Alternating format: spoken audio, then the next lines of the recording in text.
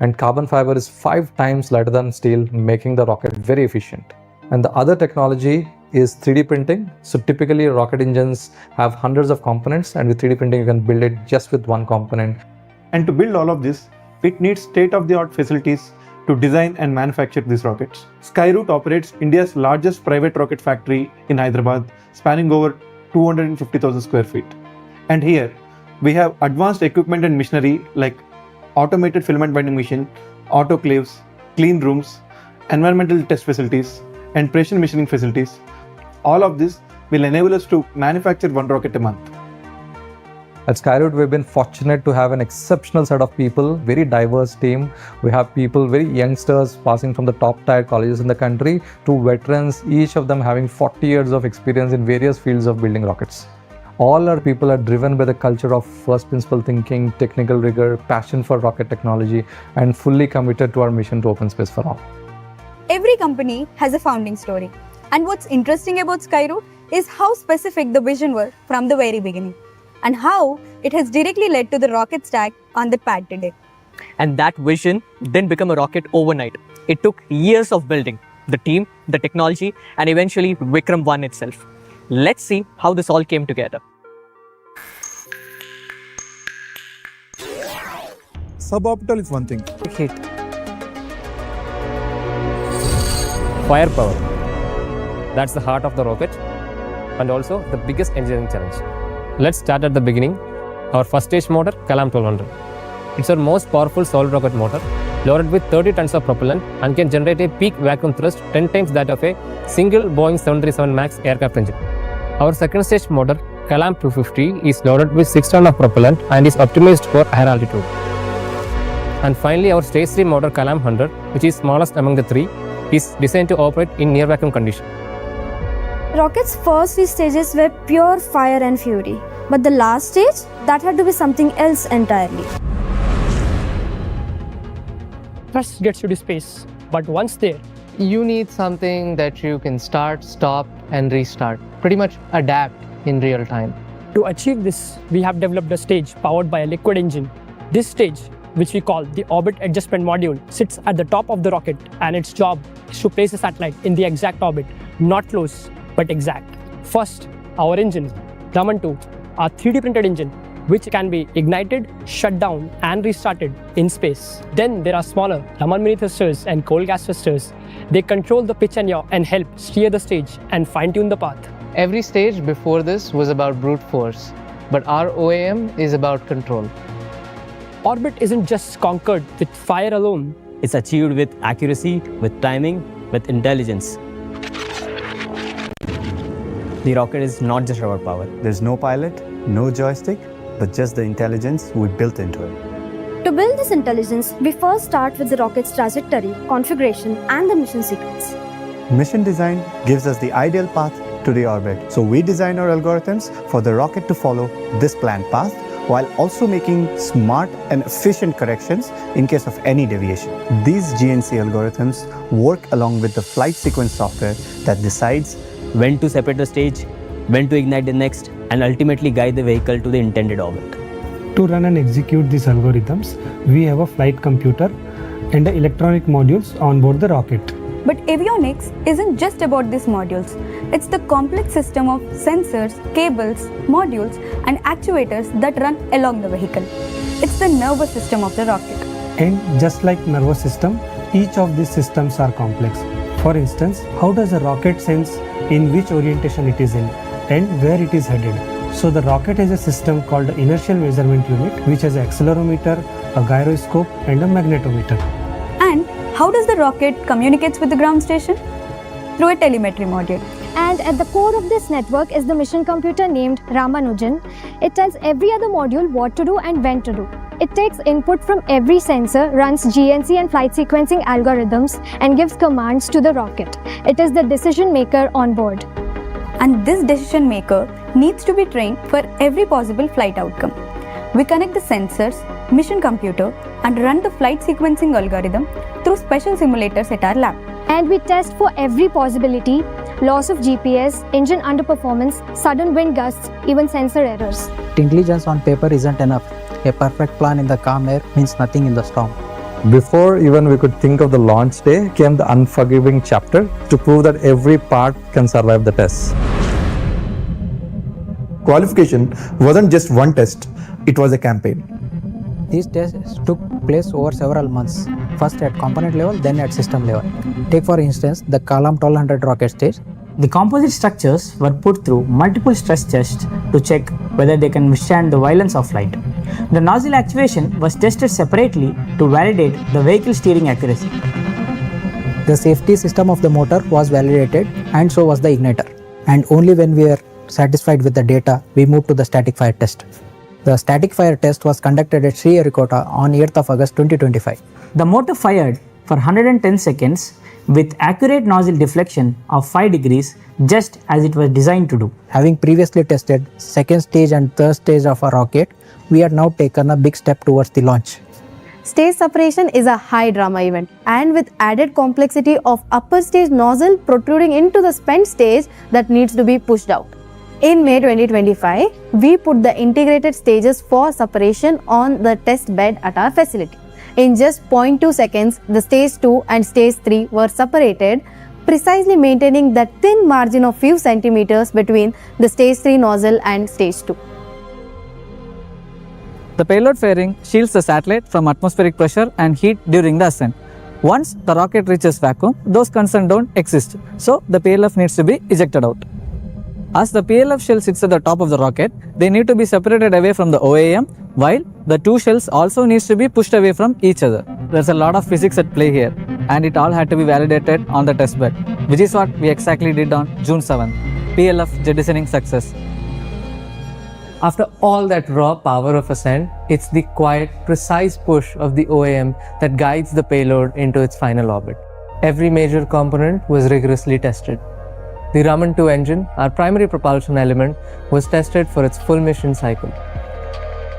The Raman Mini and cold gas thrusters, which are used for fine-tuned adjustments and attitude control, were tested thousands of times. Even the avionics were tested and fully qualified, ensuring robust and reliable operation under the harsh conditions of spaceflight. Once all these systems passed these rigorous tests, we integrated and brought them together. The OAM is the mission's maestro, orchestrating tiny adjustments to ensure that everything reaches its intended orbit, giving us a flawless finale. Test after test, every major system on Vikram-1 had qualified. And with the successful completion of the integrated electrical test, Vikram-1 was no longer just under development, and the next destination was clear: Sriharikota.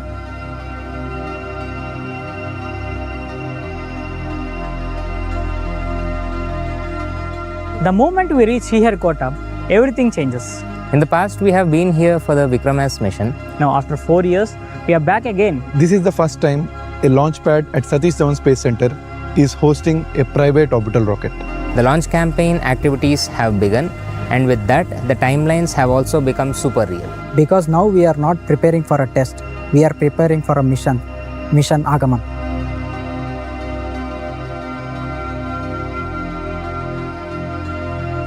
Agaman means arrival in Sanskrit, Embodying the arrival of Vikram-1, a new Indian rocket in the global space market. and the arrival of a new chapter of Skyroot. Mission Agaman is about Skyroot, yes, but it's something even more. It's a moment that gives flight to the ambitions of the Indian space tech industry. Mission Agaman carries multiple test payloads, each one demonstrating critical technologies useful for the global space sector. Graha Space is working towards developing an advanced constellation of Earth observation nanosatellites to stream near real-time geospatial video data. At Cosmos of Space, we are building solutions for the space debris problem. D-Cubed, a German company, is putting up a payload for testing their separation and deployment mechanisms. We are building a dual spacecraft system, including a robotic spacecraft that goes to space, pick a dead satellite in space and pull it down. That is being demonstrated in this mission. And these learnings are going to be used to build our future nanosatellites, which is going to be useful for the Earth observation applications. Apart from these technical payloads, we have a miniature artwork paying homage to the giants of Indian science and technology field, such as C.V. Raman, Dr. Vikram Sarabhai, and Dr. APJ Abdul Kalam.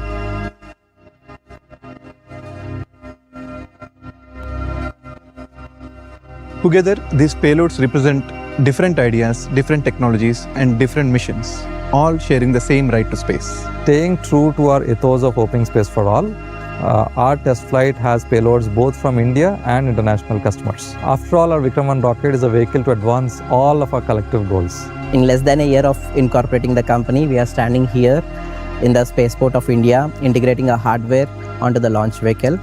By opening up the test flight to the startups, Skyroot is enabling the startup ecosystem as a whole. Because building a satellite or an in-orbit platform is not just about perfecting that product, but also going through the rigors of flight qualification. From the outside, a rocket's flight is very brief, just a few minutes from liftoff to the mission completion. But a lot more goes into a mission. This is our second mission and our first test to orbit. The scale of Vikram-1 is much different than that of Vikram-S. Being part of the first private attempt to reaching orbit is certainly exciting. The current pre-launch activities that are happening here already beat the record of the launch campaign for Vikram-S. We have just integrated the 3-stage solid motors along with the flex nozzle system. The next step is stacking them vertically at the launch pad. Our goal at Skyroot is to build multiple Vikram-1 rockets and launch at a regular cadence. These test flights will provide us the engineering and operational learnings that we can't get on the ground. Because a rocket's true and final test is the flight. And every flight teaches us what simulation cannot. Mission Agaman isn't a destination, it's a beginning.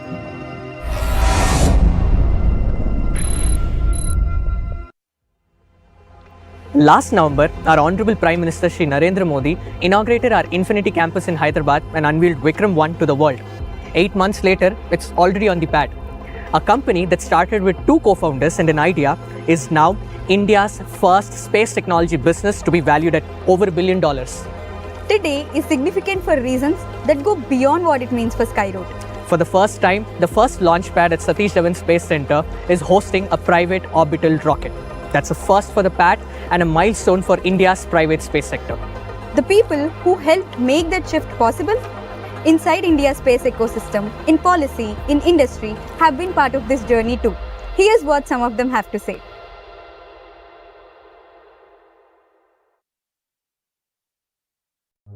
India's space journey has inspired the world for decades.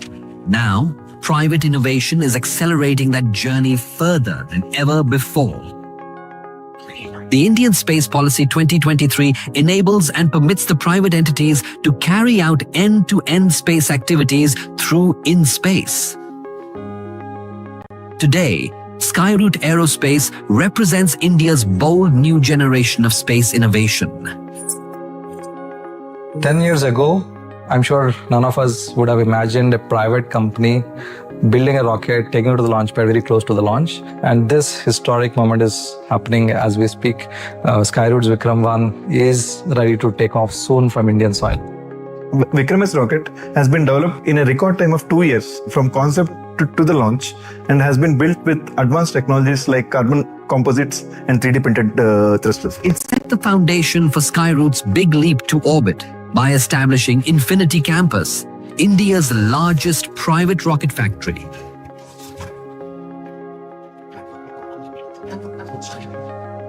During the inauguration, Prime Minister Modi also revealed to the world a flight-ready Vikram-1, India's first private orbital rocket. आज भारत के space ecosystem में private sector बड़ी उड़ान भर रहा है। Skyroot का infinity campus Bharat की नई सोच, इनोवेशन और सबसे बड़ी बात यूथ पावर का प्रतिबिंब है। आज पूरा देश देख रहा है, देश आप पर गौरव कर रहा है, गर्व कर रहा है। Just like our smartphones are getting smaller, even satellites are getting smaller. And 90% of satellites which are set to launch in the next decade are all small satellites. And that needs rockets like Vikram-1, which can put small satellites to orbit. And Vikram-1 is more like an Uber to go to space. Space reforms announced by Government of India just a few years ago were a big game changer for the space sector in India.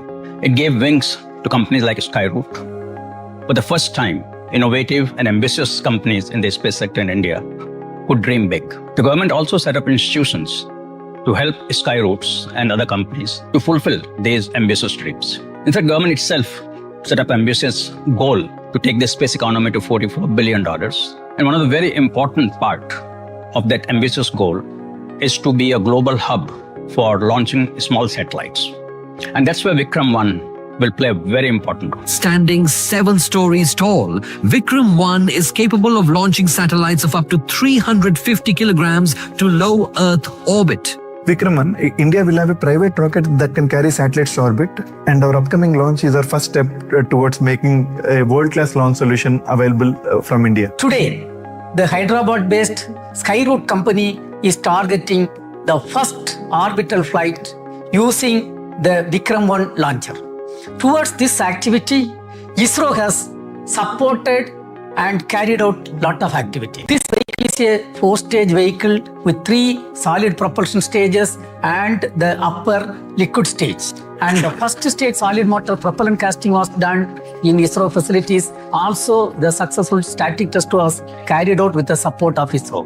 The second stage and upper stage engine tests were carried out in the ISRO facilities. ISRO is also providing the launch pad, carrying out and hand-holding the activities including the vehicle assembly and accomplishing the launch-based activities. With the opening of the space sector and the space sector reforms announced by the Government of India, we are seeing a transformative change that's happening in this sector. With the private space agencies, entrepreneurs, startups coming to fill the space in the domain of rocket building, spacecraft building and applications. This is really going to change this sector in India with its frugal engineering, cost-effective manufacturing capability that are already existing. And this specific area is being pioneered by companies like Skyroot. They have taken a huge responsibility of building rockets that can launch satellites into orbit. They are the pioneers. Just as its rockets, the company too has skyrocketed. Today, Skyroot is valued at over $1 billion, making it India's first space tech unicorn. Indian Space Research Organization cannot do everything under one roof, especially when the frequency of launches have to increase.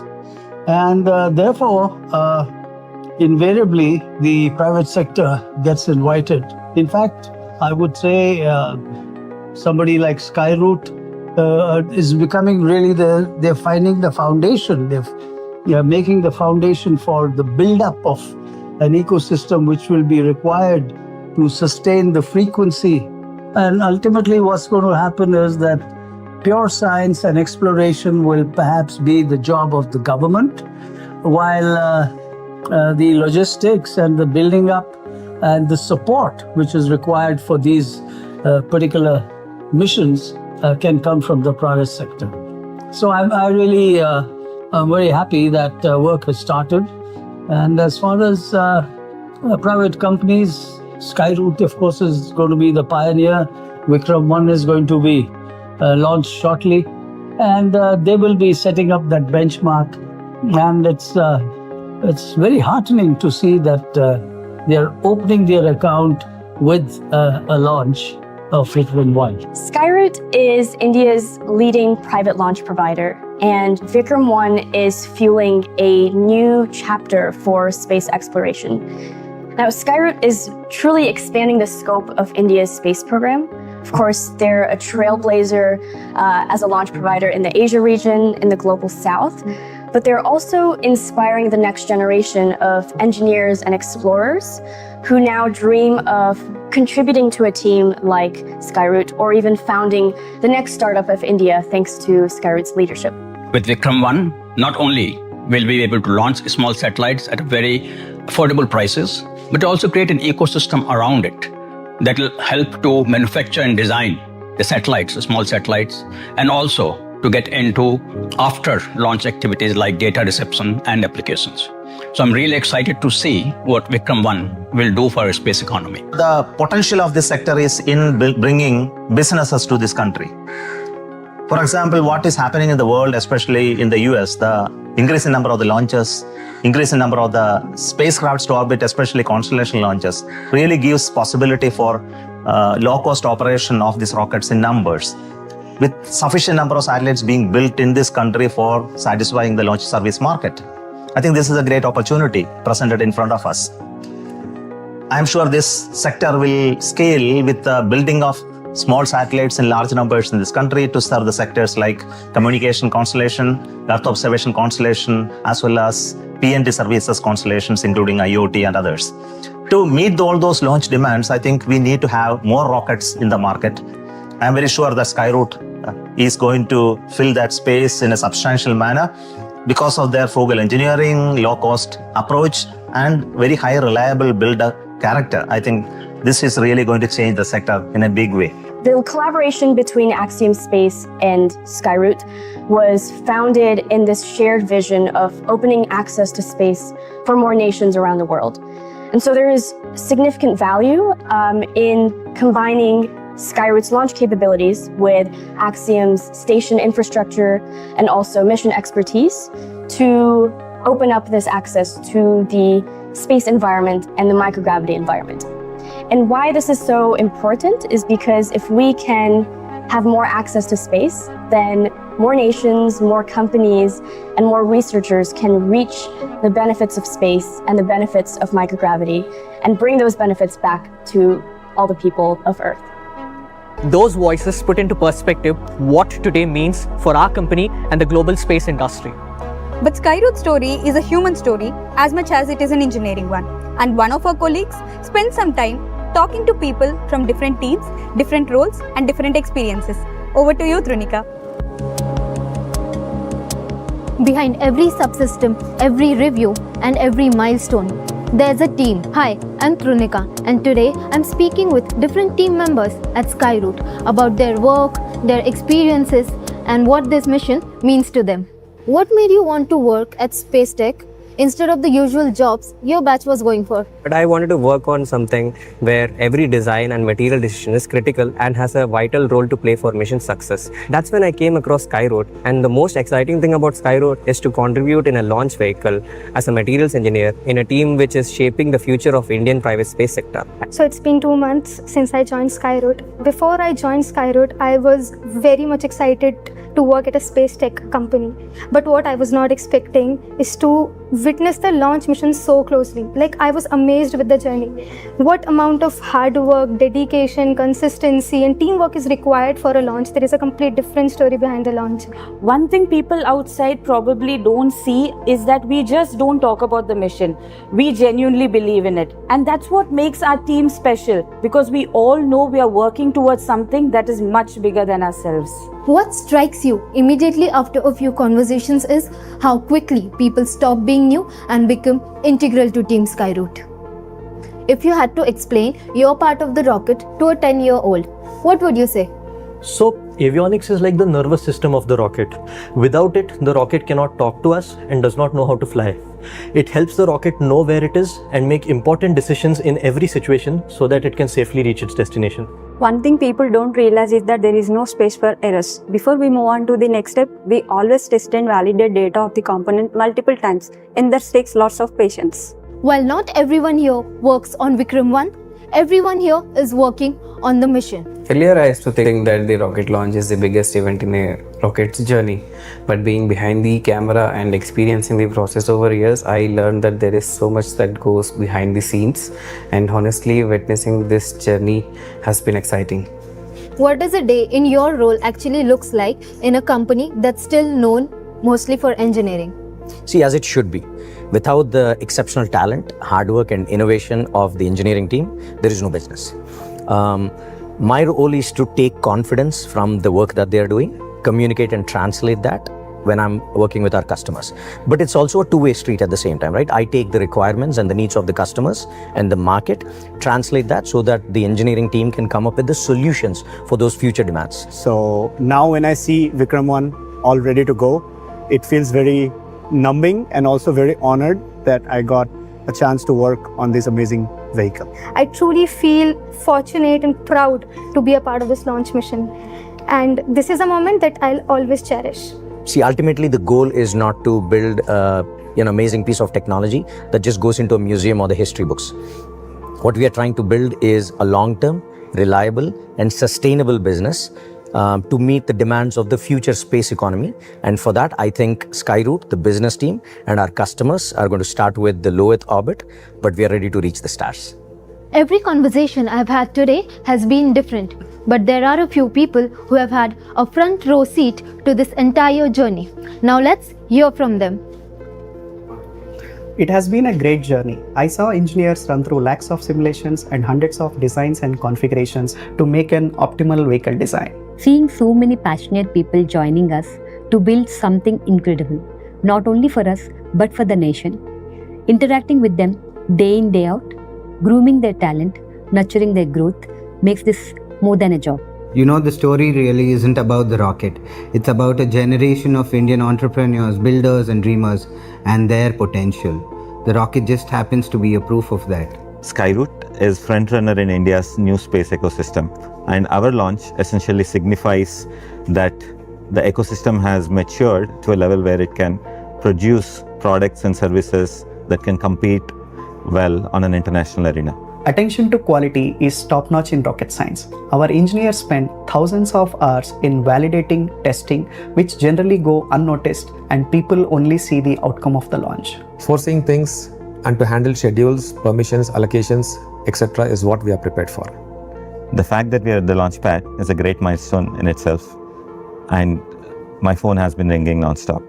For the customers who signed up with us, it signals confidence, and for the prospectives, they're experiencing this mission with us, and I'm excited about the conversations that happen tomorrow. Whether they have been here for years or just have started, one thing has been common in every conversation I have had. Everyone's hoping for the very best for this mission. I'm really hoping that everybody who worked on this watched their dream lift off to success. I'd love to see today's data confirm everything we've spent years designing, testing and validating. Here's hoping and wishing that today marks beginning of many successful launches and great partnerships with our customers across the globe.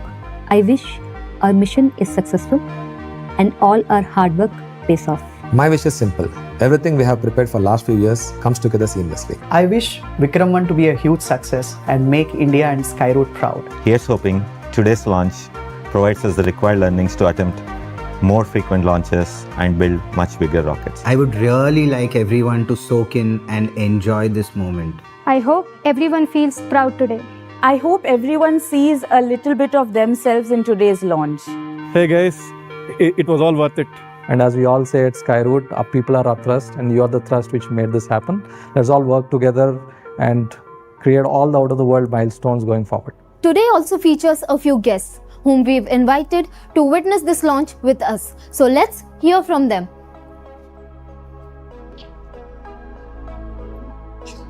Namaskar. I know today is a landmark day. Skyroot stands at the cusp of their first orbital launch. Not just Skyroot, India stands at the cusp of their first orbital rocket launch from the private sector. Being a test pilot and then an astronaut, I know maybe a little of how it feels. How does it feel when you are trying to validate your years of dedication, preparation, and hard work? I know a lot of you would be anxious. A lot of you would be excited. But I would urge you to choose excitement. To me, I feel that this is a defining moment for India's private space ecosystem. A rocket launch to orbit is just a symbol of the rising aspirations of India as a nation in the space sector. And I wish the team the very best. Vikram-1 is going to be launched shortly, and they will be setting up that benchmark. And it's very heartening to see that they are opening their account with a launch of Vikram-1. So I'm really excited to see what Vikram-1 will do for our space economy. This is really going to change the sector in a big way. Wish you all the success as we move forward from the first launch to dozens and dozens of launches that will follow very soon. All the best. On behalf of the Department of Space, let me extend our heartiest congratulations to the young Skyroot team and also my team members who have supported this activity. All the very best to you and keep working hard to achieve all your dreams. Thank you, and once again congratulations to the entire team of Skyroot. Vikram-1 is carrying more than hardware into orbit today. As this mission came together, Skyroot reached out and invited people to send their wishes into space. Not a message, not a post, a postcard. Something physical, something personal, going all the way into orbit. And one of those postcards was signed by our Honorable Prime Minister Shri Narendra Modi. Here's our CEO and co-founder Pawan on that moment. I'm right here at Sriharikota at the launch site, and we have these special cards which we received from our team members, our investors, policymakers, and all well-wishers across the country. And we also have a very special card from none other than our Honorable Prime Minister Narendra Modi ji. And reading this gives me goosebumps. He has written Vande Mataram. And all these cards are going to go to space on Vikram-1 Agaman mission, and very excited to send them to space. Every postcard the vehicle has on board carries a name, a signature, and a wish. The Skyroot team has sent in their cards too. Their words are going to space on India's first private orbital rocket. And now is the moment we all have been waiting for.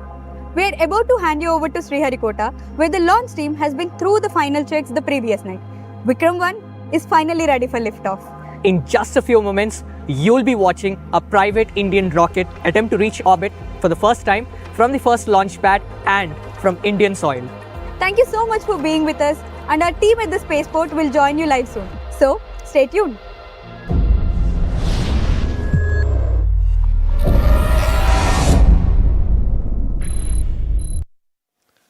Hello and a very warm welcome to everyone joining us from across India and around the world.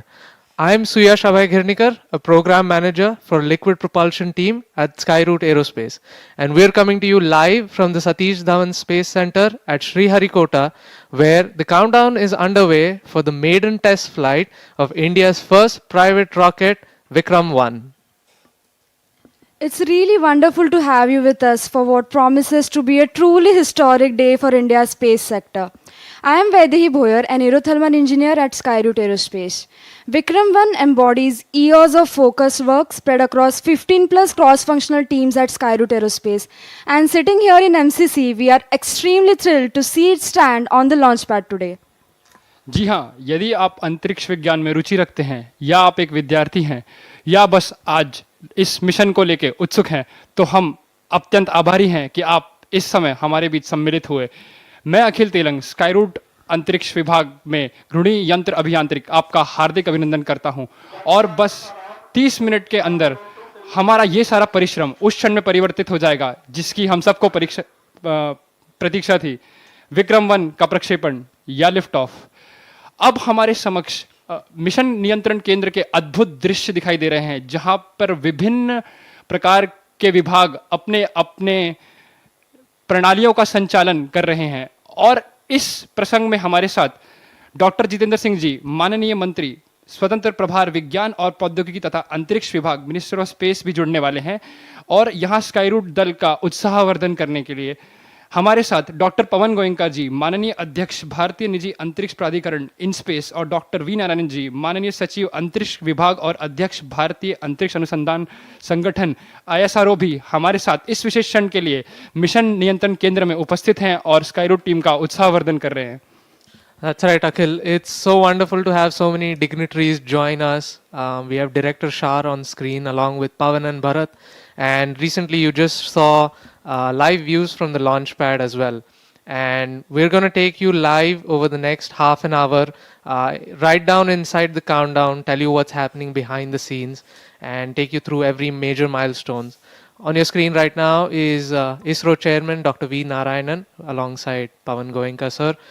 And like we mentioned, this is the first launch, first test flight for Vikram-1, and today essentially is a chance to see how the vehicle really performs, gather as much data as we possibly can. And it's important to note that this is one of the first several flights before we get into routine commercial operations. So wherever you're joining us from, please settle in, count down with us for what could be a defining moment in India's space sector. अवश्य सुयश, विक्रम-1 इस समय प्रक्षेपण मंच पर स्थित है और अपनी प्रथम परीक्षण उड़ान के लिए तत्पर है। किंतु रॉकेट के बारे में जानने से पहले आइए जानते हैं स्काईरूट की कहानी।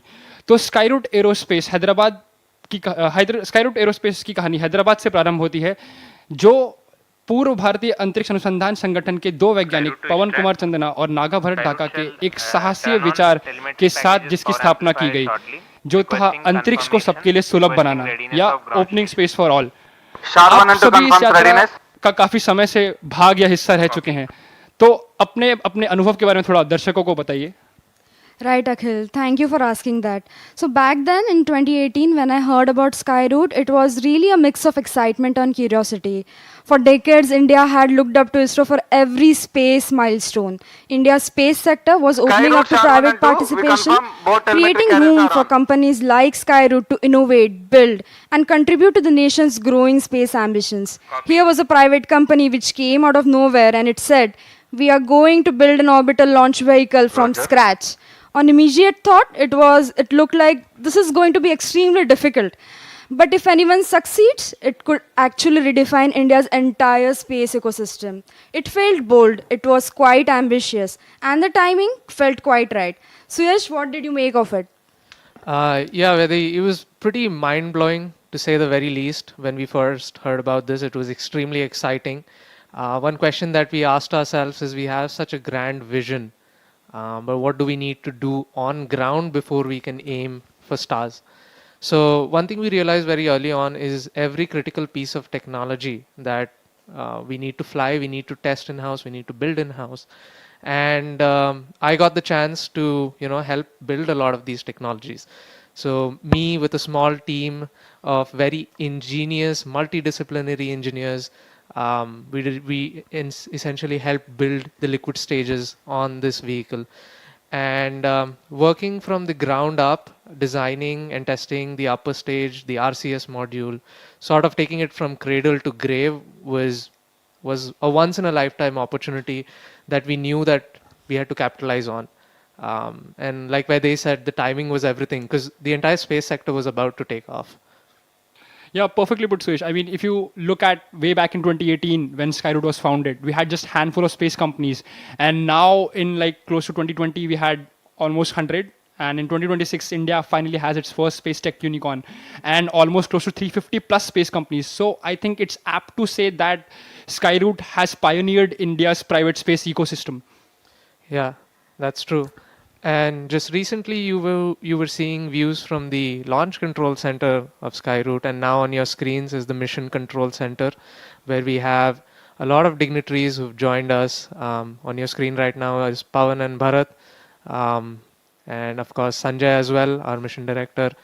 So one of the things that Akhil just mentioned is that it's pioneering the space ecosystem. One thing that comes about is the space market is growing just as rapidly.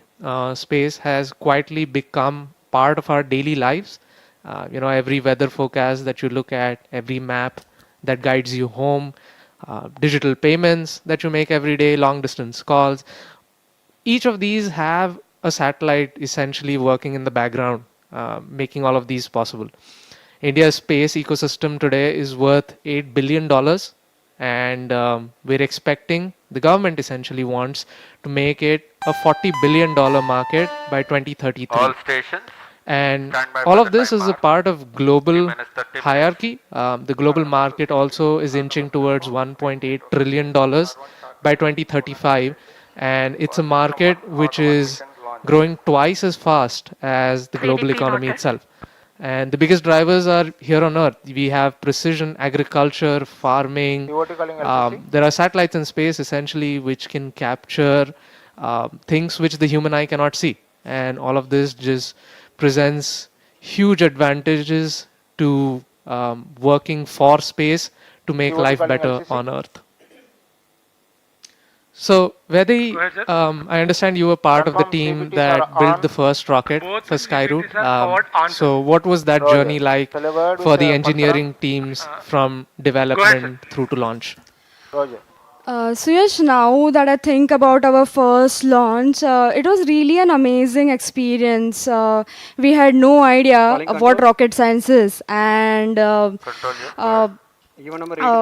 was a really great chance to understand that a rocket is essentially made up of hundreds of small subsystems which are really interconnected, And to make a mission or a vehicle successful, they have to work perfectly in sync. So that whole process of understanding that, oh my god, this is actually rocket science, it was amazing. And mission Praram in 2022, I'd say it was far more than just a rocket launch. It was the maiden flight of Vikram-1, India's first privately developed rocket. Fittingly, Praram means a beginning in Sanskrit.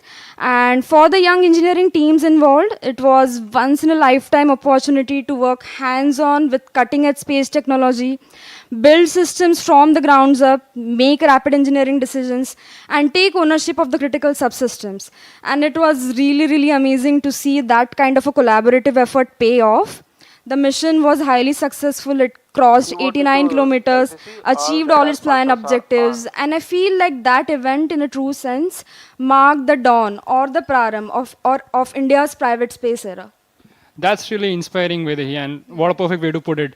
I mean, and now let's come back to today, and we are getting inputs from the ground station teams that just a couple of hours ago, they have completed a very important step. They have gathered the wind profile data for the launch day, and as we are seeing here, it's slightly cloudy. We had rains last night a little bit. So these launch wind data are captured using Doppler weather radar, and the wind profiles will be then analyzed and will be updated in the program before loading it to the mission computer for the ALS.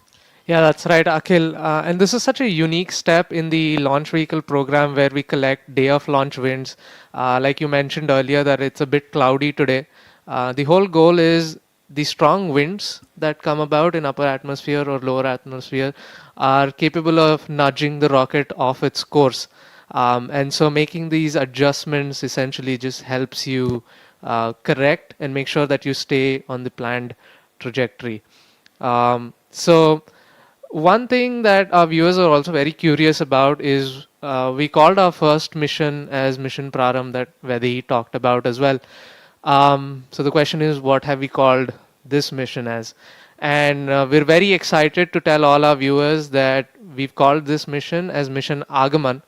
The word Agaman is derived from the Sanskrit word meaning arrival, and it's sort of twofold. The first is it's the arrival of India into a new space era, wherein the private sector takes a huge leap and delivers and caters to the global launch market. But secondly and importantly, it's the arrival of a new launch vehicle, a very capable launch vehicle to the launch market and help meet some of that global demand. Now, something pretty cool about today's date, and I assure you it's purely coincidental, and it's kind of amazing really, is 46 years ago today, India's first indigenous launch vehicle, SLV, reached space and placed the Rohini RS-1 satellite in orbit and kicked off India's space ambitions. And coincidentally again, 8 years ago today, Skyroot began its journey as well to open space for all. So it's company day today as well. अवश्य सुयश, इस जानकारी को दर्शकों को प्रदान करने के लिए आपका धन्यवाद। अब हमारे समक्ष हम देख सकते हैं स्काईरूट के प्रक्षेपण नियंत्रण केंद्र के प्रत्यक्ष दृश्य, जहां प्रणोदन, यंत्र विद्युत, दिशा निर्देशन नियमन जिसको हम गाइडेंस नेविगेशन कंट्रोल, ऊष्म वायुगतिक जिसको हम एरोथर्मल, सुरक्षा और यान प्रतिकरण जैसे कि सेफ्टी और सेपरेशन डायनामिक्स डिपार्टमेंट से जुड़े विशेषज्ञ दल यान के प्रत्येक अवस्था पर निगरानी और दृष्टि रखे हुए हैं। ये वही केंद्र है जहां पे प्रक्षेपण की हर महत्वपूर्ण प्रणाली की मुख्य पुष्टि करी जाती है। और अब आइए जानते हैं इस सुबह के प्रमुख नायक विक्रम-1 के बारे में। Right, Akhil. So Vikram-1 is Skyroot's first orbital launch vehicle built specifically to carry small satellites into orbit. It stands 22 meters tall, 1.7 meters in diameter, and its gross liftoff weight is 45,000 kgs. Its first three stages are powered by solid rocket motors. They provide the enormous thrust needed to lift the vehicle up through Earth's atmosphere. The first stage alone develops around 1200 kilonewtons of thrust, roughly 10 times compared to that of a Boeing 737 MAX engine. And that's how the engines get their names. The numbers are the thrust, and they honor Dr. APJ Abdul Kalam. Kalam 1200 for the first stage, then Kalam 250 for the stage 2, and then Kalam 100 for stage 3. जैसा कि वेदी ने जानकारी प्रदान करी, विक्रम-1 Skyroot का प्रथम कक्षीय प्रक्षेपण यान है जो छोटे उपग्रहों को उसकी कक्षा तक स्थित करने के लिए निर्मित किया गया था। इसके पहली 3 अवस्थाएं ठोस प्रणोदन द्वारा संचालित की जाती हैं, जो यान को वायुमंडल के पार ले जाने के लिए अत्यंत आवश्यक प्रबल प्रणोदन बल प्रदान करती है। और अब अंतिम इसका चरण, जिसको हम कक्षा समायोजन खंड, जो कि ऑर्बिट एडजस्टमेंट मॉड्यूल के नाम से भी जाना जाता है, वो द्रव्य प्रणोदन पर आधारित है और उपग्रहों को सटीक कक्षा में पहुंचाने के लिए अत्यंत सूक्ष्म नियंत्रण प्रदान करना इसका कार्य होता है। और ठोस प्रणोदन प्रणालियां जो हमारे स्काईरूट के इंजन्स हैं, वो उसका नामांकन डॉक्टर एपीजे अब्दुल कलाम के सम्मान में हमने समर्पित किया है। और द्रव्य प्रणोदन प्रणाली के इंजन के सभी नाम, उनका नामांकन डॉक्टर सीवी रमन के सम्मान में हमने समर्पित किया है। Yeah, that's right, Akhil. You just earlier mentioned the orbital adjustment module. It's one of the liquid stages that we've developed. It has 500 plus components that have to work in unison. It's a very complex stage, and it's powered by liquid propulsion. It differs from the solid propulsion in the sense that it doesn't generate enormous amount of thrust, but it has a certain amount of precision that is only possible with liquid propulsion. So that's where we use the OAM stage for precise adjustments to the trajectory. And that's not the only place where we use liquid propulsion systems. We have an interstage on the vehicle which sits between stage 2 and stage 3, and its whole job is to provide roll control for the vehicle during its ascent phases. And all those liquid engines are powered by hypergolic propellants, right, Suyesh? Yeah, that's right. So we use something known as MMH and N2O4. These are 2 chemicals. They're stored in separate tanks. And the way they work is when you bring them in close proximity to each other, they spontaneously combust. Of course, you need a certain threshold concentration. The whole advantage is then you don't need an ignition system. So you've deleted a failure point, a potential failure point out of the system. So it's kind of unique and useful as well. That's really interesting to hear, Suyesh. And coming back to steering of a rocket engine, for the information of all of our viewers, so this is a rocket model that I'm holding in my hand. So if you suspend it in the air or space, we can say, it has unconstrained 6 degrees of freedom, out of which like 3 are straight line motion, or let us say translational, in which it can move forward, backward, upward, downward and sideways, and 3 degree of rotation are rotational, which we call as pitch, yaw and roll. So these are the 3, or let us say mechanisms that are like, we can say, help in steering the rocket engine and the entire vehicle in the sense. That's right, Akhil. And I believe different parts of the vehicle handle different pieces of that. So on the way up, the solid rocket motors steer in pitch and yaw by swiveling their nozzles. Roll, which is the spin around the rocket's own axis, is handled separately by a small dedicated liquid system during the climb. We have a set of 4 thrusters which fire in pairs to control the roll of the vehicle. And once in space, OM does its own pointing with the help of small thrusters, which Suyesh will tell us about. Yeah, so on the OAM stage, on the periphery of the stage, we have what we call as Raman mini thrusters. So they essentially generate 50 newtons worth of thrust, and they help in attitude keeping, which is essentially making sure that the spacecraft points in the right direction. So that covers the pitch and yaw. What do we do about roll, one might ask. So we have like these small cold gas thrusters. They're placed along the periphery of the stage as well, and they fire in pairs. So with that, they're capable of generating a rolling moment to roll the vehicle. Now, this whole architecture that we talked about, it's something that answers purely to the requirements.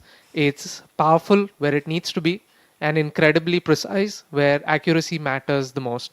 And this is a philosophy that we've extended beyond propulsion. So all our structures on the rocket are made out of carbon fiber.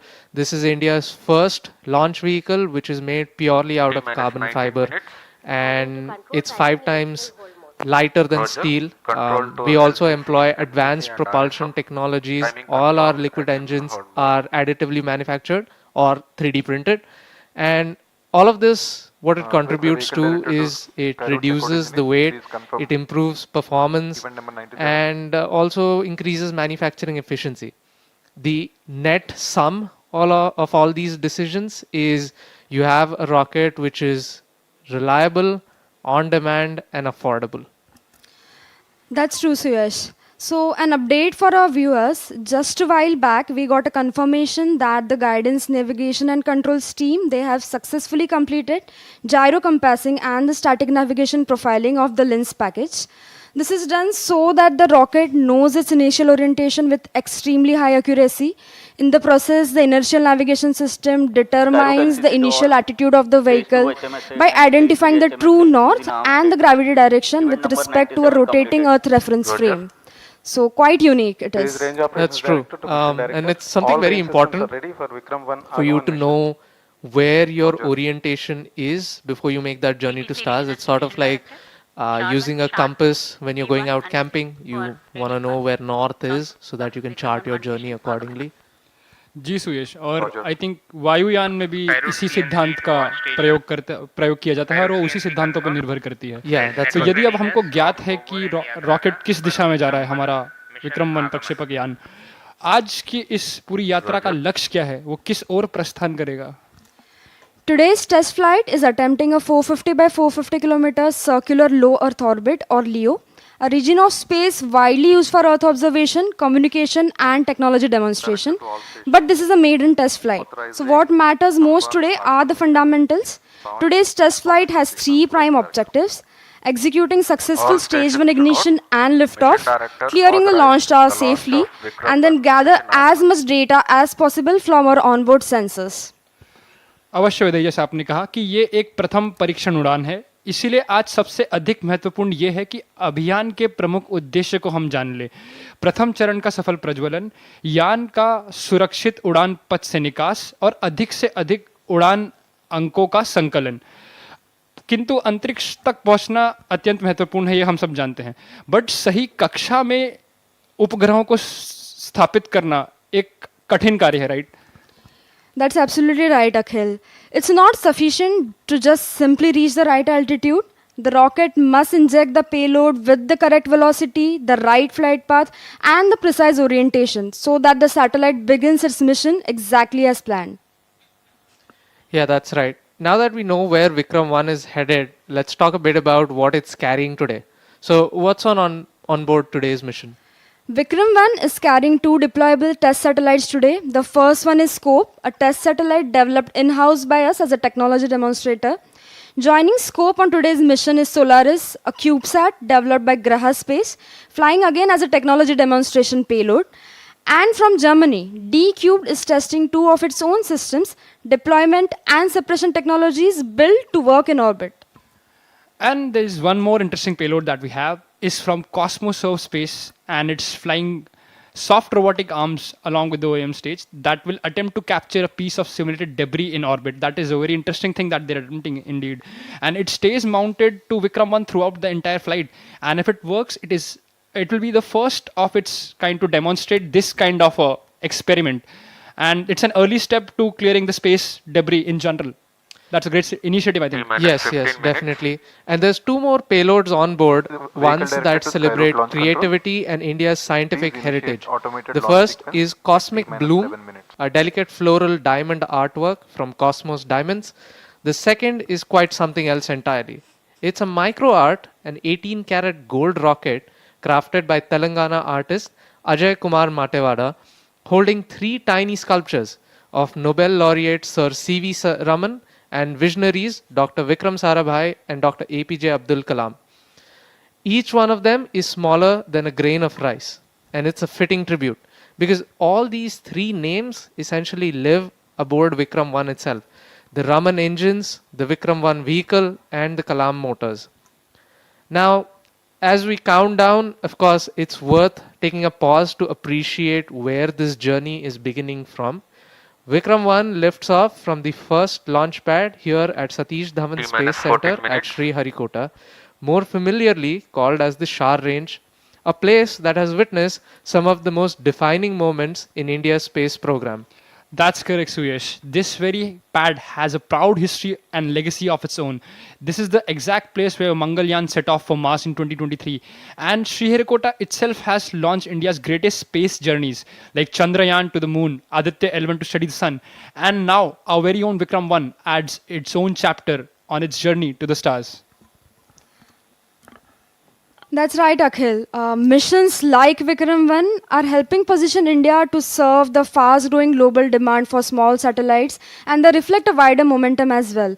Under national initiatives championed by Honorable Prime Minister Narendra Modi ji, Make in India, Atmanirbhar Bharat, Skill India, this country has been building exactly the kind of indigenous innovation, advanced manufacturing, and high technology skill that a vehicle like this is built on, and which is why today's mission is of utmost national importance. Yeah, and in some of those initiatives that you mentioned, we also have Gati Shakti, which has essentially eased the way we get approvals and get things done. For what could used to take years on end, now is simplified to a matter of minutes just sitting at home. अवश्य, किंतु उस तीव्र गति और तीव्र प्रगति का बड़ा भाग एक महत्वपूर्ण मोड़ से जुड़ा है, जो कि 2020 में ऐतिहासिक अंतरिक्ष नियमों के परिवर्तन के परिणाम स्वरूप जो इन स्पेस संस्थान की स्थापना हुई थी, और इस संस्थान का कार्य शासन तंत्र और निजी अंतरिक्ष क्षेत्र के मध्य एक समर्थ, सुगम और दूरदर्शी सेतु की स्थापना करना था, जो कि काफी कठिन कार्य है। और स्काईरूट जैसी सभी संस्थानों की ये यात्रा को सशक्त और आधार प्रदान करता है। इसीलिए हम इन स्पेस के प्रति हार्दिक कृतज्ञता व्यक्त करते हैं। That's right. We have live on our screens views from the launch gallery where hundreds of students, actually thousands of students, have joined us on this historic mission. These are the people who are the future of our nation, and we encourage them to join us on this journey with us to the stars. Take up projects in future which contribute to the space sector and the national space ecosystems as well. Now that we've explored the significance of today's mission, let's take a closer look at what Vikram-1 is about to do in a few minutes. Of course, Vikram-1 will lift off and ascend vertically from the launch pad before executing a pitch-over maneuver, and from there it will gradually transition into what's known as a gravity turn. That sounds a little counterintuitive, and if the launch vehicle is headed straight to space, then why does the rocket just keep not going straight up? That's a great question, Akhil. While gaining altitude is important, reaching orbit is all about building horizontal velocity. The gravity turn allows the rocket to efficiently accelerate around the Earth rather than simply away from it, using less propellant while achieving the velocity needed for orbit. Event number 104. Yeah, and we've just heard callouts from the Mission Control Center that the automatic launch sequence has been activated. It's one of the preliminary starts to the program and a very important point. At this point, the countdown is now fully automated with hundreds of onboard commands executed in precise sequence, leading us to liftoff. And although the process is entirely automated, I believe the mission teams are closely involved, right? They have to ensure that every system is operating at its nominal health conditions. And correct, Vaidhi, if any one of the many critical parameters that we observe during the entire sequence goes out of its nominal expected bounds, then the rocket smartly aborts the entire sequence and initiates a preloaded set of commands, and that will safeguard the entire vehicle, and then the people stationed at the ground or the engineers can have a closer look, and if the issue can be resolved within the stipulated time, then we'll have the sequence back again and we can go ahead with the launch. Yeah, that's right. This is something very useful to have wherein engineers can resolve faults and understand if there's something that can be quickly fixed, and then we can continue back on ALS. So I think we were just talking about what the rocket does, and once stage 1 powers the vehicle for nearly 100 seconds, something important comes, which is max Q. Right, you're right, Suyash. As the vehicle continues to pitch over and accelerate, it approaches one of the most demanding phases of ascent. Nearly 25 seconds into the flight after the gravity turn is max Q, the moment of maximum dynamic pressure. This is when the rocket experiences the greatest aerodynamic loads, a true test of its structural strength and engineering precision. Yeah. So now we're at T minus 9 minutes and we're entering another crucial phase of the launch countdown. The launch team is now carrying out a final series of vehicle health checks and making sure that Vikram-1 is fully prepared for flight. Yeah, as we can see on our screens, one of the most key milestones at this stage has been completed. That is the transition from the external ground power to the rocket's onboard batteries. Up till now, the vehicle has relied on its own ground support systems, but from this point forward, every stage must successfully power itself. And engineers are closely watching the battery performance and electrical health to ensure that this transition is very smooth and every system remains entirely stable. Right, Akhil. With the power transition complete, attention would shift to the rocket steering system. Engineers will now be verifying that the thrust vector control, or the actuators as we call it, the mechanisms which steer the rocket by precisely directing thrust through powered flight. Yeah, and you mentioned these actuators. Essentially, all of our solid rocket motors are equipped with what is known as a flex nozzle control. Sounds like a bit complicated term, but it's quite simple. It's just the nozzle is capable of swinging in two planes, and the way we achieve this motion is by using electromechanical actuators. So you might imagine that this is something very important that we should check. So what engineers do is they perform something known as a null check. Essentially, they currently try to hold the nozzle in a neutral position. And then once that is confirmed, they provide small commands to the nozzle to deflect it. And if the response is deemed to be normal and the position is correct, we can be rest assured that the rocket will obey every command that is issued to it by the guidance computer. All right, live on your screens right now is the Vikram-1 rocket. And for a long time now, we've been looking at these views, and the biggest thing that comes out to our mind is, wow, that's a marvelous piece of engineering. And it's actually rocket science, right? There's a nearly 1,000 systems that need to work in perfect synchrony just to make liftoff happen. And that's 2/3 of all systems on rocket. So 2/3 of all systems on the rocket need to work perfectly to make liftoff happen. And while it's so easy to look at the rocket and be amazed by its beauty, we would like to take a small pause and focus on the fact that behind every bolt, every wire, every line of code that is on the rocket today, it's been built by people whose passion, perseverance, and dedication have made this moment possible. Of course, a launch vehicle is never built overnight, and it's the result of countless people obsessing over one thing to make it perfect. Exactly, Suyash. We often celebrate rocket launches, but rarely appreciate the engineering complexity behind that. And the most primary guiding principles in Skyroot is our people are our thrust. So it's not just the rocket alone that pulls the company up. It's just the people that pushing forward, pushing the entire technology forward, and all the hard work.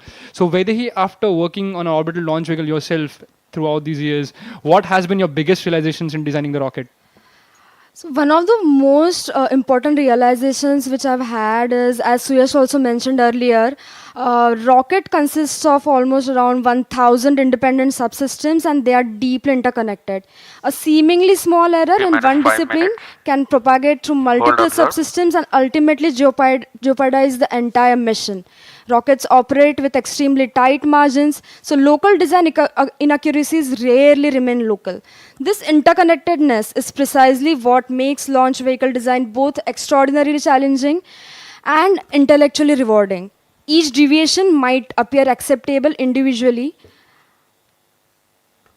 but they can also collectively, they can all consume all the design margins available. Yeah. So we have a planned hold at this point. As you might see on your screens, the timer is paused at 5 minutes. So we will be checking with the internal teams and we'll get back to you with the countdown shortly.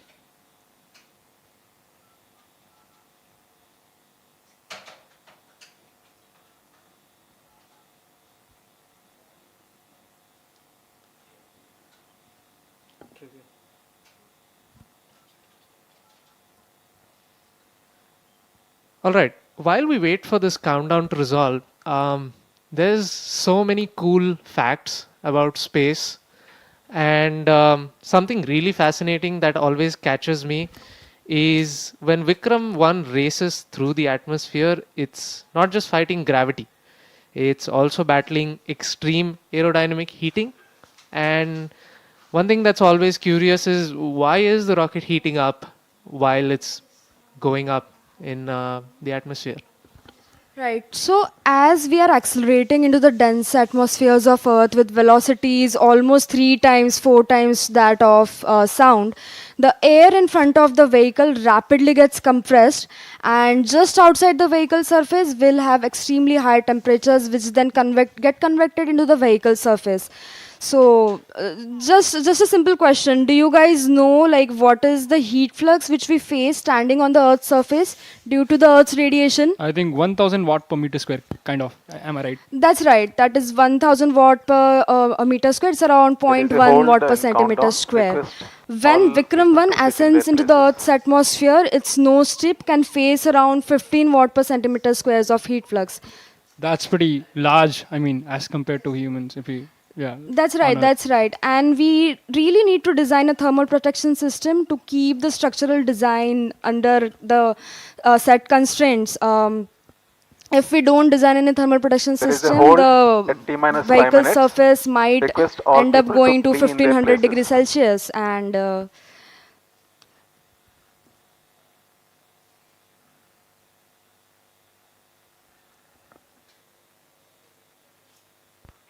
Control to all stations. There is a hold observed at T-5 minutes. All stations are requested to be on standby mode.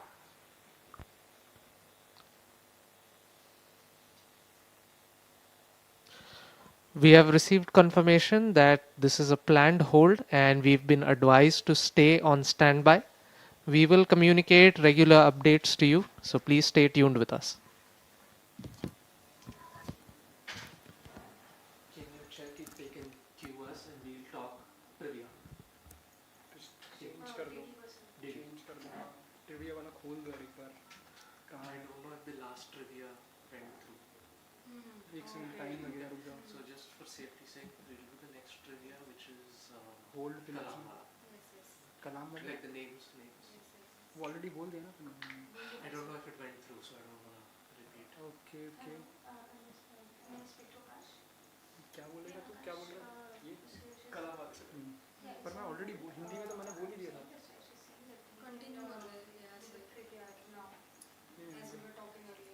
Ask them to show commentators and QR mics. We'll continue. Basically, you just pan the live camera to the commentators. They will just talk to the audience. नहीं भाई मैं ये already बोल चुका हूँ APJ कलाम साहब का That's a very easy. I'll start igniter meet solid versus no solid.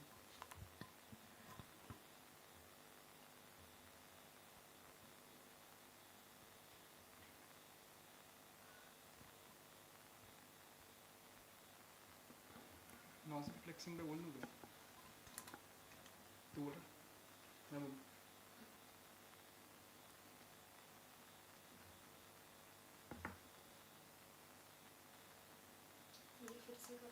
नहीं ये मिला रहा नहीं नहीं छोड़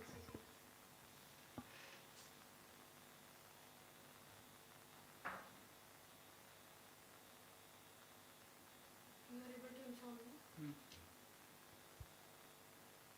Yes.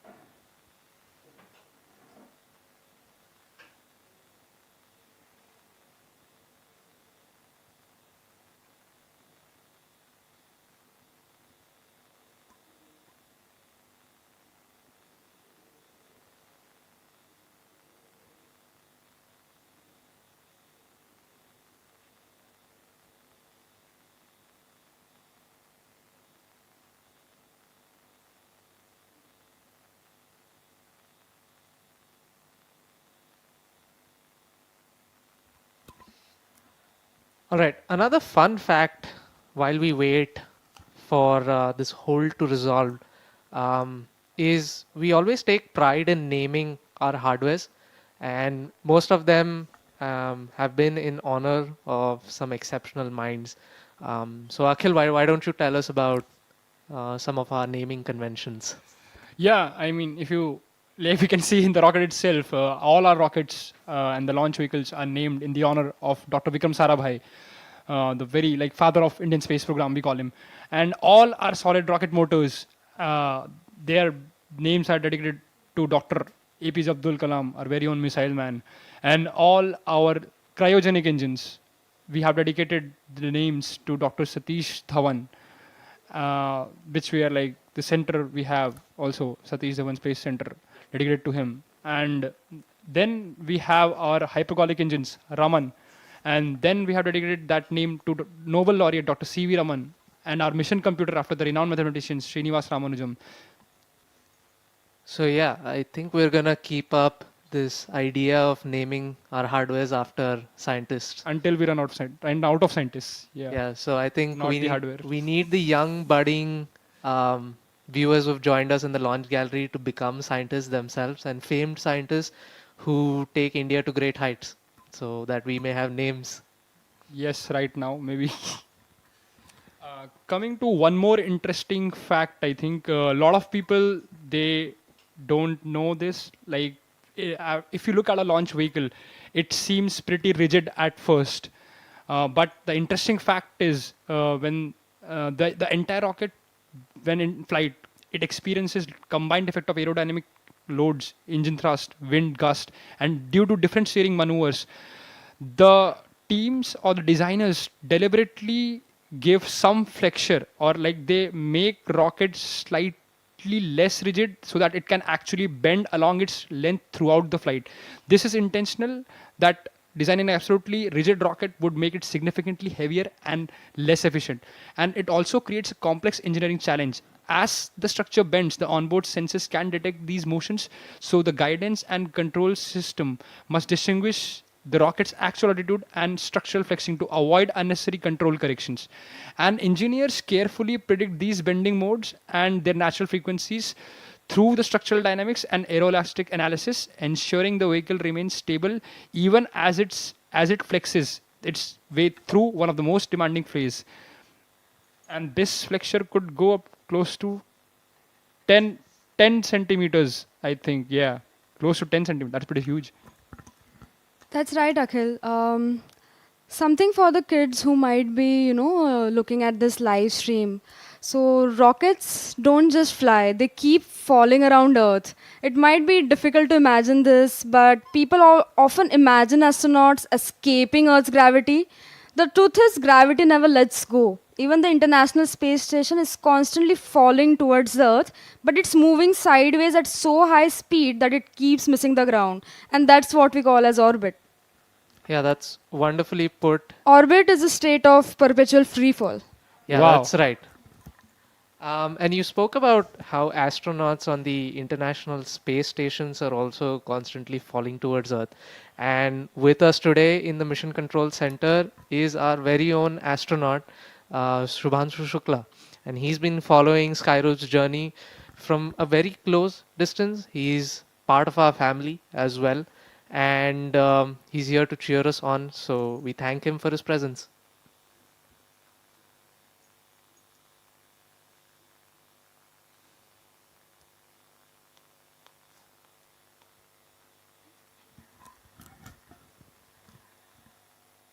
One more interesting fact for our viewers, that rockets get lighter every second.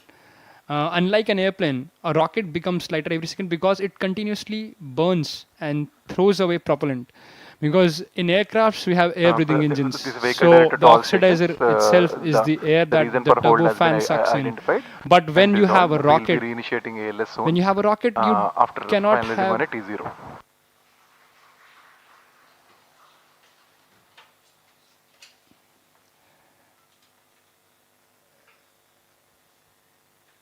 Yeah. So when we are dealing with rockets, there is no air, outside air can enter and can be utilized for propulsion. So we have to carry our own bottles of oxidizers and fuel. And once the rocket is ignited and it's on its way through the entire flight, the propellant is expelled, and when the stage gets burned out, it's also thrown away or jettisoned. So that is why rocket keeps accelerating, because there is less and less mass to push. That's right, Akhil. A rocket may weigh hundreds of tons on the launch pad. Consider our Vikram-1, it weighs around 45,000 kgs on the launch pad, but nearly 90% of that weight is just propellant. That's really amazing. That structural mass is so less. I mean,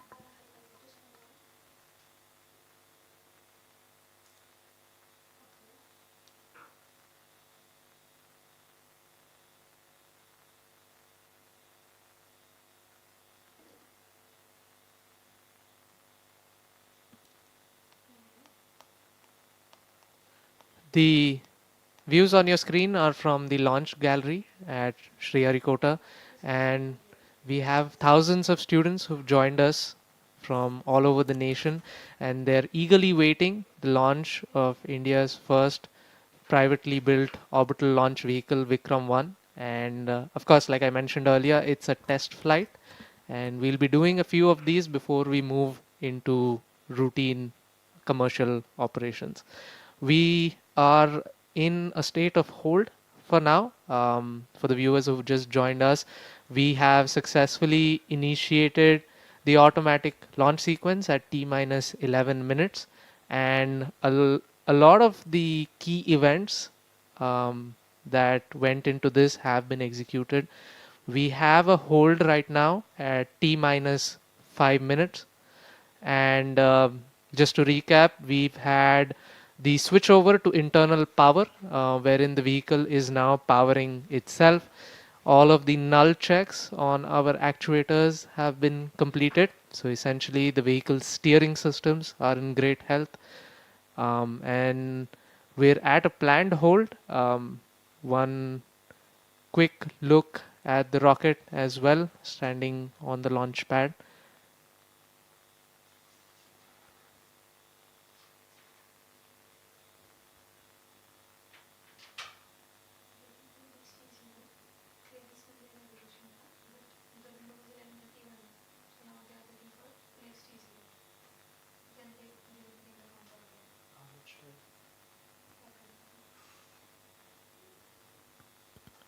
All right, we're getting updates from the mission control teams.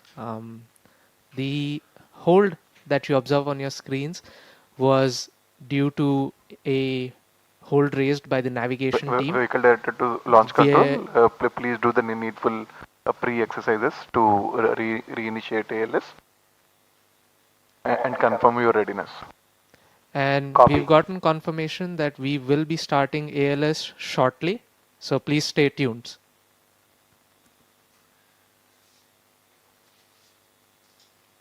So we had a planned hold, and we've just heard from the mission teams below that we are ready to restart the automatic launch sequence shortly. And just to recap once again, Vikram-1 is on the launch pad. It's ready and eagerly awaiting its first test flight.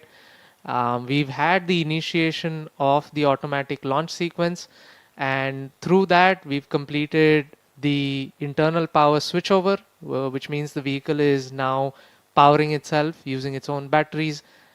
We've also had the null checks been completed, and we're now waiting for the next window to come about for the ALS to restart.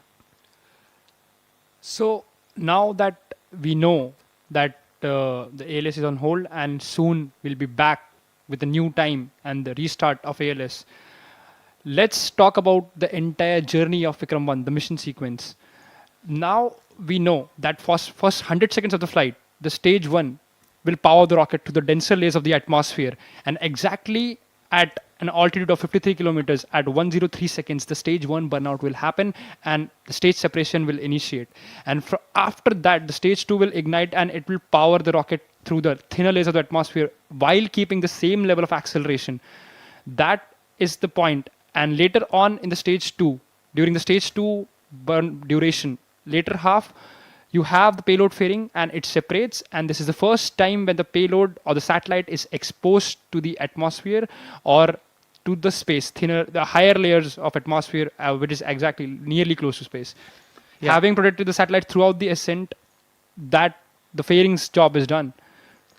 Yeah, that's right, Akhil. And you mentioned that the PLF or the payload fairing is the portion that essentially protects the satellite from the difficulties of the environment that the rocket goes through. The question then becomes, how do we separate?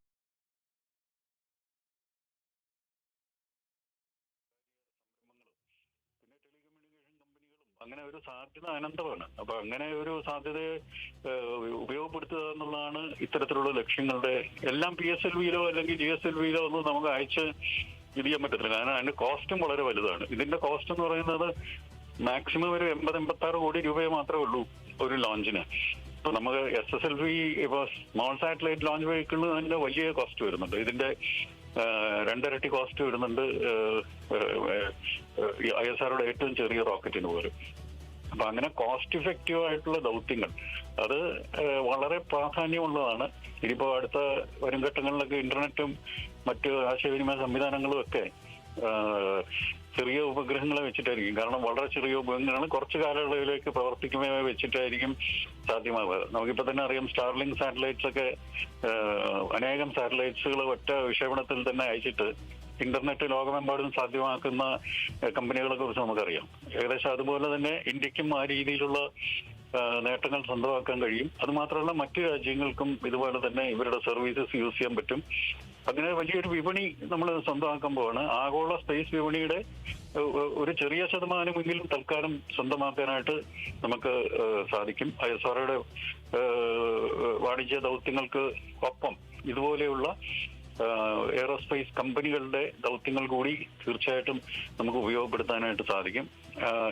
നല്ലൊരു നീക്കമാണ് ISRO ഇവരെ പരമാവധി support ചെയ്യുന്നത്. ISROയുടെ മറ്റു technical transfer ഒന്നും ഇവിടെ നടന്നിട്ടില്ല. പക്ഷെ അവരുടെ ടെക്നിക്കൽ സപ്പോർട്ടുണ്ട്. ലോഞ്ചിനും മറ്റു കാര്യങ്ങളും ലോഞ്ച് പാഡ് കൊടുക്കുക, അതുപോലെ തന്നെ മറ്റ് ടെക്നിക്കൽ സപ്പോർട്ട്, ഓർബിറ്റിലേക്ക് പോകുന്ന അത്തരത്തിലുള്ള കാര്യങ്ങൾ. ഇതിപ്പോ ഒരു 4 സ്റ്റേജ് റോക്കറ്റാണ്. 3 സ്റ്റേജ് സോളിഡ് ഫ്യൂലും 1 സ്റ്റേജ് ലിക്വിഡ് ഫ്യൂലുമാണ്. അപ്പൊ ഇതിന്റെ പ്രധാനപ്പെട്ട ഒരു കാര്യം എന്ന് പറയുന്നത് രണ്ടാമത് റീസ്റ്റാർട്ട് ചെയ്യാൻ പറ്റുന്നതാണ്. നിർദ്ദിഷ്ട ഭ്രമണപഥത്തിലേക്ക് കൃത്യമായി എത്തിക്കാനായിട്ട് ഈ ലിക്വിഡ് എഞ്ചിൻ റീസ്റ്റാർട്ട് ചെയ്യാൻ പറ്റും. ഒന്ന് ഓഫ് ചെയ്തിട്ട് വീണ്ടും റീസ്റ്റാർട്ട് ചെയ്തിട്ട് ഒരു കോസ്റ്റിംഗ് എന്ന് പറയുന്ന ഒരു പ്രവർത്തനമുണ്ട്. ആ കോസ്റ്റിങ്ങിലൂടെ കൃത്യമായ ഭ്രമണപഥത്തിൽ ഇതിനെത്തിക്കാനായിട്ട് സാധിക്കും. അപ്പൊ എല്ലാ കാര്യങ്ങളും എല്ലാ ലൂപ്പ് ഹോൾസും അടച്ചുകൊണ്ടിട്ടാണ് ഈ രീതിയിലുള്ള ഒരു ലോഞ്ച് തയ്യാറാകുന്നത്.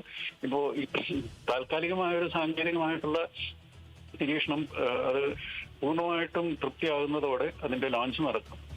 ചിലപ്പോൾ കുറച്ച് താമസിച്ചെന്നിരിക്കും, പക്ഷെ എന്തായാലും ലോഞ്ച് സാധ്യമാകും എന്നുള്ളതാണ് ഇപ്പോഴത്തെ പ്രതീക്ഷ. വളരെയധികം നന്ദി ശ്രീ രാജഗോപാൽ കമ്മത്ത്. വളരെ ഭംഗിയായിട്ട് തന്നെ വിശദീകരിച്ചു തന്നതിന് വളരെയധികം നന്ദി. ശാസ്ത്ര നിരീക്ഷകൻ രാജഗോപാൽ കമ്മത്താണ് നമ്മളോടൊപ്പം ചേർന്നത്. ഏതായാലും അല്പസമയത്തിനകം തന്നെ ഈ ഒരു വീണ്ടും വിക്രം 1ന്റെ വിക്ഷേപണം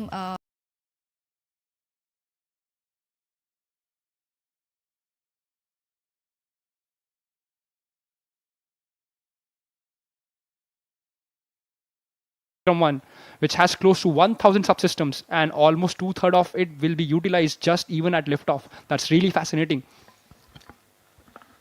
So we've gotten confirmation, and you might see it on your screen shortly as well.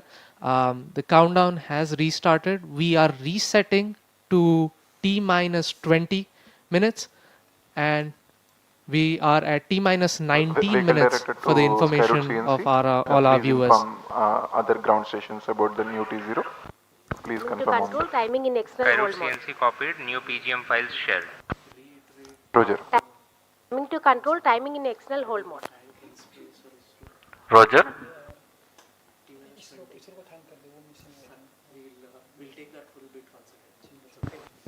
Skyroot LCC to all, S2 and S3 HMS is event number 97 completed. Roger. Control to LCC, MCC and RSO. Please note, timing confirmed, external hold mode. Skyroot LCC to all station. New T0 is 12:05:30 seconds. All right, we are hearing from the mission control that the new T0 time or the liftoff time for T-minus 18 mission minutes. Agman is reset to 12:05 p.m. So stay tuned, we'll be with you and we'll give you some more space trivia. We have a lot of those, and we'll also take you through the journey of the rocket as well.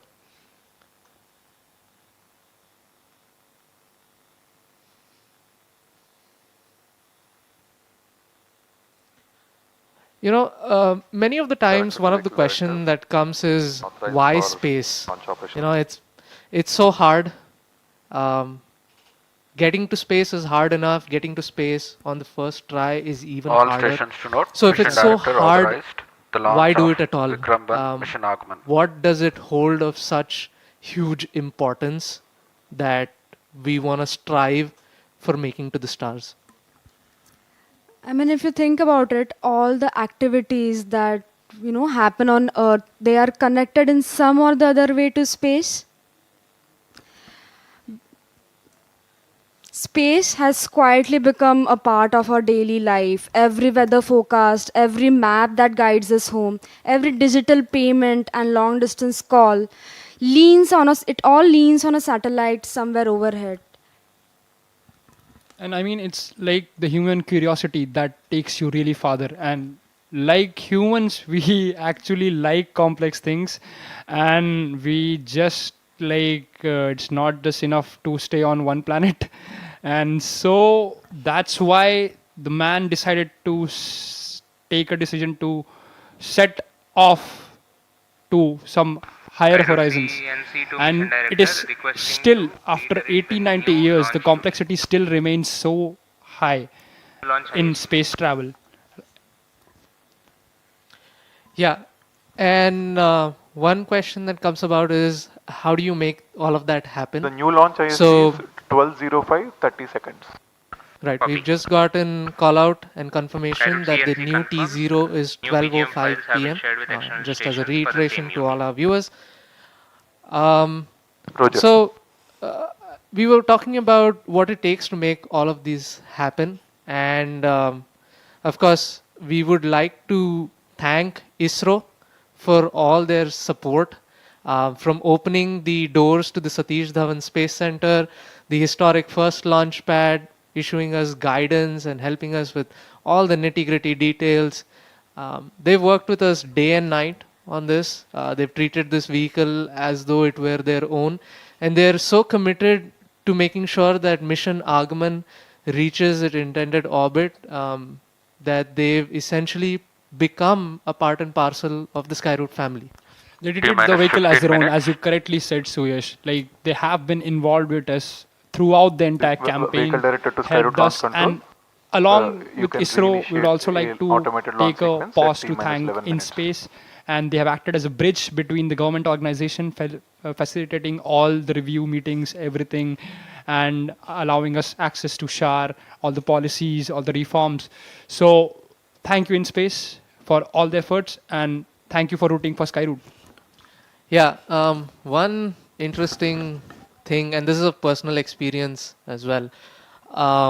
We did Mission Prarambh in November 2022, and believe it or not, the headquarters of InSpace were inaugurated in June 2022. Just 6 months from our first launch. So you might have to imagine that it's just 6 months, and they've had to imagine and they have to write and draft all the policies that are required. They have to make sure that they know how the mission is going to be, regulated. What do we need to do to essentially handhold the space sector, the private space sector? It was very seamless, indeed, very seamless. The way they took all of it. Yeah, very true. It definitely is not an easy job, and they've excelled at it. Same goes with ISRO. We've had, cases where they've been chasing after us. Yeah. I remember those days. Yeah, and it's quite empowering to know that the government is playing such a huge role in helping make this happen. We talk about Atmanirbhar Bharat, we talk about Viksit Bharat 2047, and all of these technologies, what the private sector is trying to build today, is essentially contributing to that goal. If we want to be the world leaders, we need to start now. Exactly, Suyesh. Like, I was fortunate enough to visit the LPSC test facility when I was with the Raman 1 test campaign. It was a very great experience. I mean, and the coordination with ISRO teams and the way they facilitated the entire test campaign and the data analysis, and post-test the data came like really fast, and like they were after us and they were very patient with us. So yeah, that was a really great experience for the young engineer like me. Yeah, and that sort of reminds me to the stage test that we did just a couple of months ago. I think nearly 9 months ago. Yeah, around I think October. Yeah, October I think.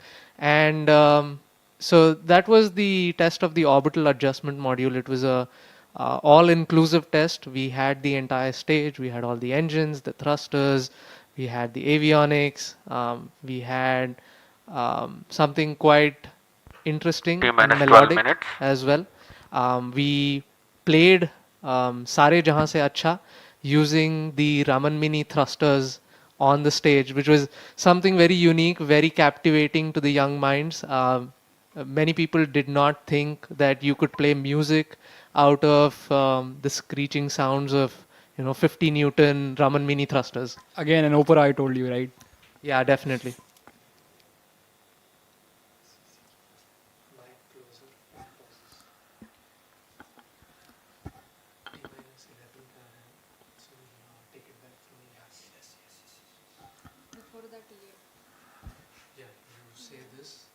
Just give me a go.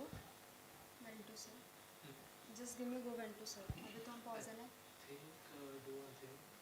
Let it go into ALS. We'll give ALS command because 3 बार बोलने के actuator power में. T minus 11 minutes. यहाँ से start करेंगे. तो उसके पहले film ALS का introduction. Your point. Ground stations are ready. Yes. And then 9 minutes. Automated launch sequence initiated. Roger.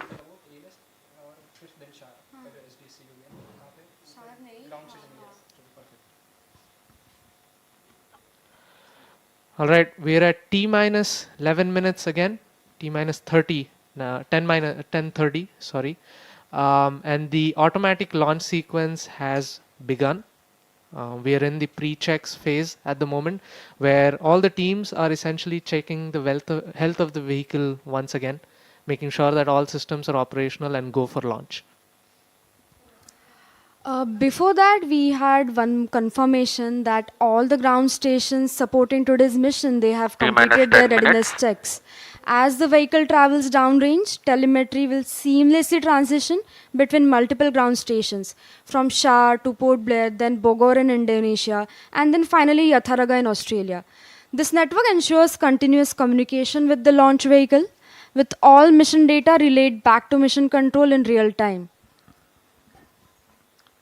That's right. And just to recap to all our viewers, some of the callouts that have happened till now. We first had the acquisition of day of launch winds, which is we acquire using a Doppler weather radar the winds prevalent.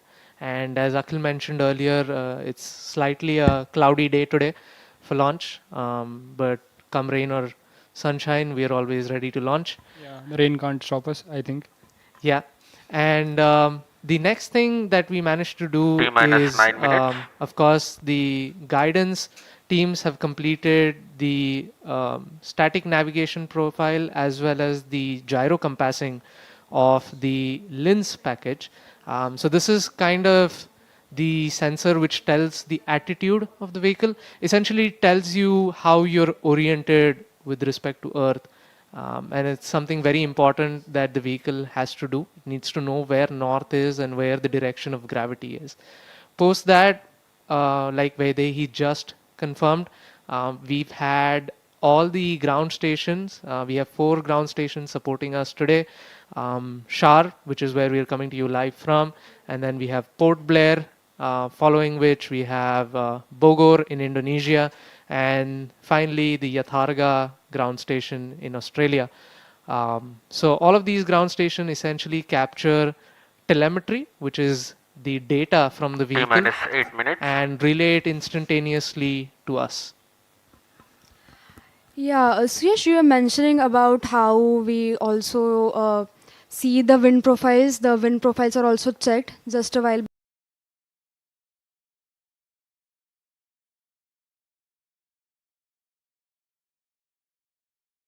പരിശോധിക്കാറുണ്ട്. എന്നാൽ അങ്ങനെ ഒന്നും തന്നെ പരിശോധനയിൽ കണ്ടിട്ടുണ്ടായിരുന്നില്ല. എന്നാൽ ഇപ്പോൾ ഈ അവസാന ഘട്ടത്തോടടുത്താണ് count down നിർത്തി വച്ചിരിക്കുന്ന ഒരു സാഹചര്യം ഉണ്ടായിരിക്കുന്നത്. 5 മിനിറ്റ് കൂടി കാത്തിരിക്കാനാണ് ഈ കമ്പനി നൽകിയിരിക്കുന്ന ഒരു നിർദ്ദേശം എന്ന് പറയുന്നത്. എന്തായാലും ഇപ്പോൾ നിലവിൽ സാങ്കേതികപരമായിട്ടുള്ള ഭാഗമായാണ് എന്ന് മാത്രമാണ് കൂടുതൽ വിശദാംശങ്ങൾ ഇന്ത്യയെ സംബന്ധിച്ചിടത്തോളം ഇത് വലിയ ഒരു ചരിത്രപരമായ വിപ്ലവകരമായിട്ടുള്ള ഒരു ദൗത്യമായതിനാൽ തന്നെ കൃത്യമായ മുൻകരുതലുകളെല്ലാം സ്വീകരിച്ചുകൊണ്ട് തന്നെ ഇത് മുന്നോട്ട് വീണ്ടും പോകും എന്ന് തന്നെയാണ് ഇപ്പോൾ പ്രതീക്ഷിക്കുന്നത്. തുടരുക. നമ്മളോടൊപ്പം ഇപ്പോൾ ശാസ്ത്ര നിരീക്ഷകൻ രാജഗോപാൽ കമ്മത്ത് ചേരുന്നു. നമസ്കാരം. ഇപ്പോൾ ഏതായാലും രാജ്യത്തിന് തന്നെ അഭിമാനകരമായ ഒരു നിമിഷത്തിനാണ് നമ്മൾ കാത്തിരിക്കുന്നത്. ഏതായാലും ഇപ്പോൾ ഇപ്പോൾ കൗണ്ട് ഡൗൺ ഏതായാലും താൽക്കാലികമായി നിർത്തിവെച്ചിരിക്കുന്ന ഒരു സാഹചര്യമാണുള്ളത്. ഈ ഒരു എന്തെങ്കിലും സാങ്കേതികമായ പരമായ എന്തെങ്കിലും കാരണങ്ങൾ കൊണ്ടായിരിക്കുമോ ഈ ഒരു കൗണ്ട് ഡൗൺ ഇപ്പോൾ താൽക്കാലികമായി നിർത്തിവെച്ചിരിക്കുന്നത്? We are at T-6 minutes and counting. The viewers who've just joined us, recently on your screens right now is the Skyroot Launch Control Center situated at Shar. We have many engineers looking at the vitals of the vehicle.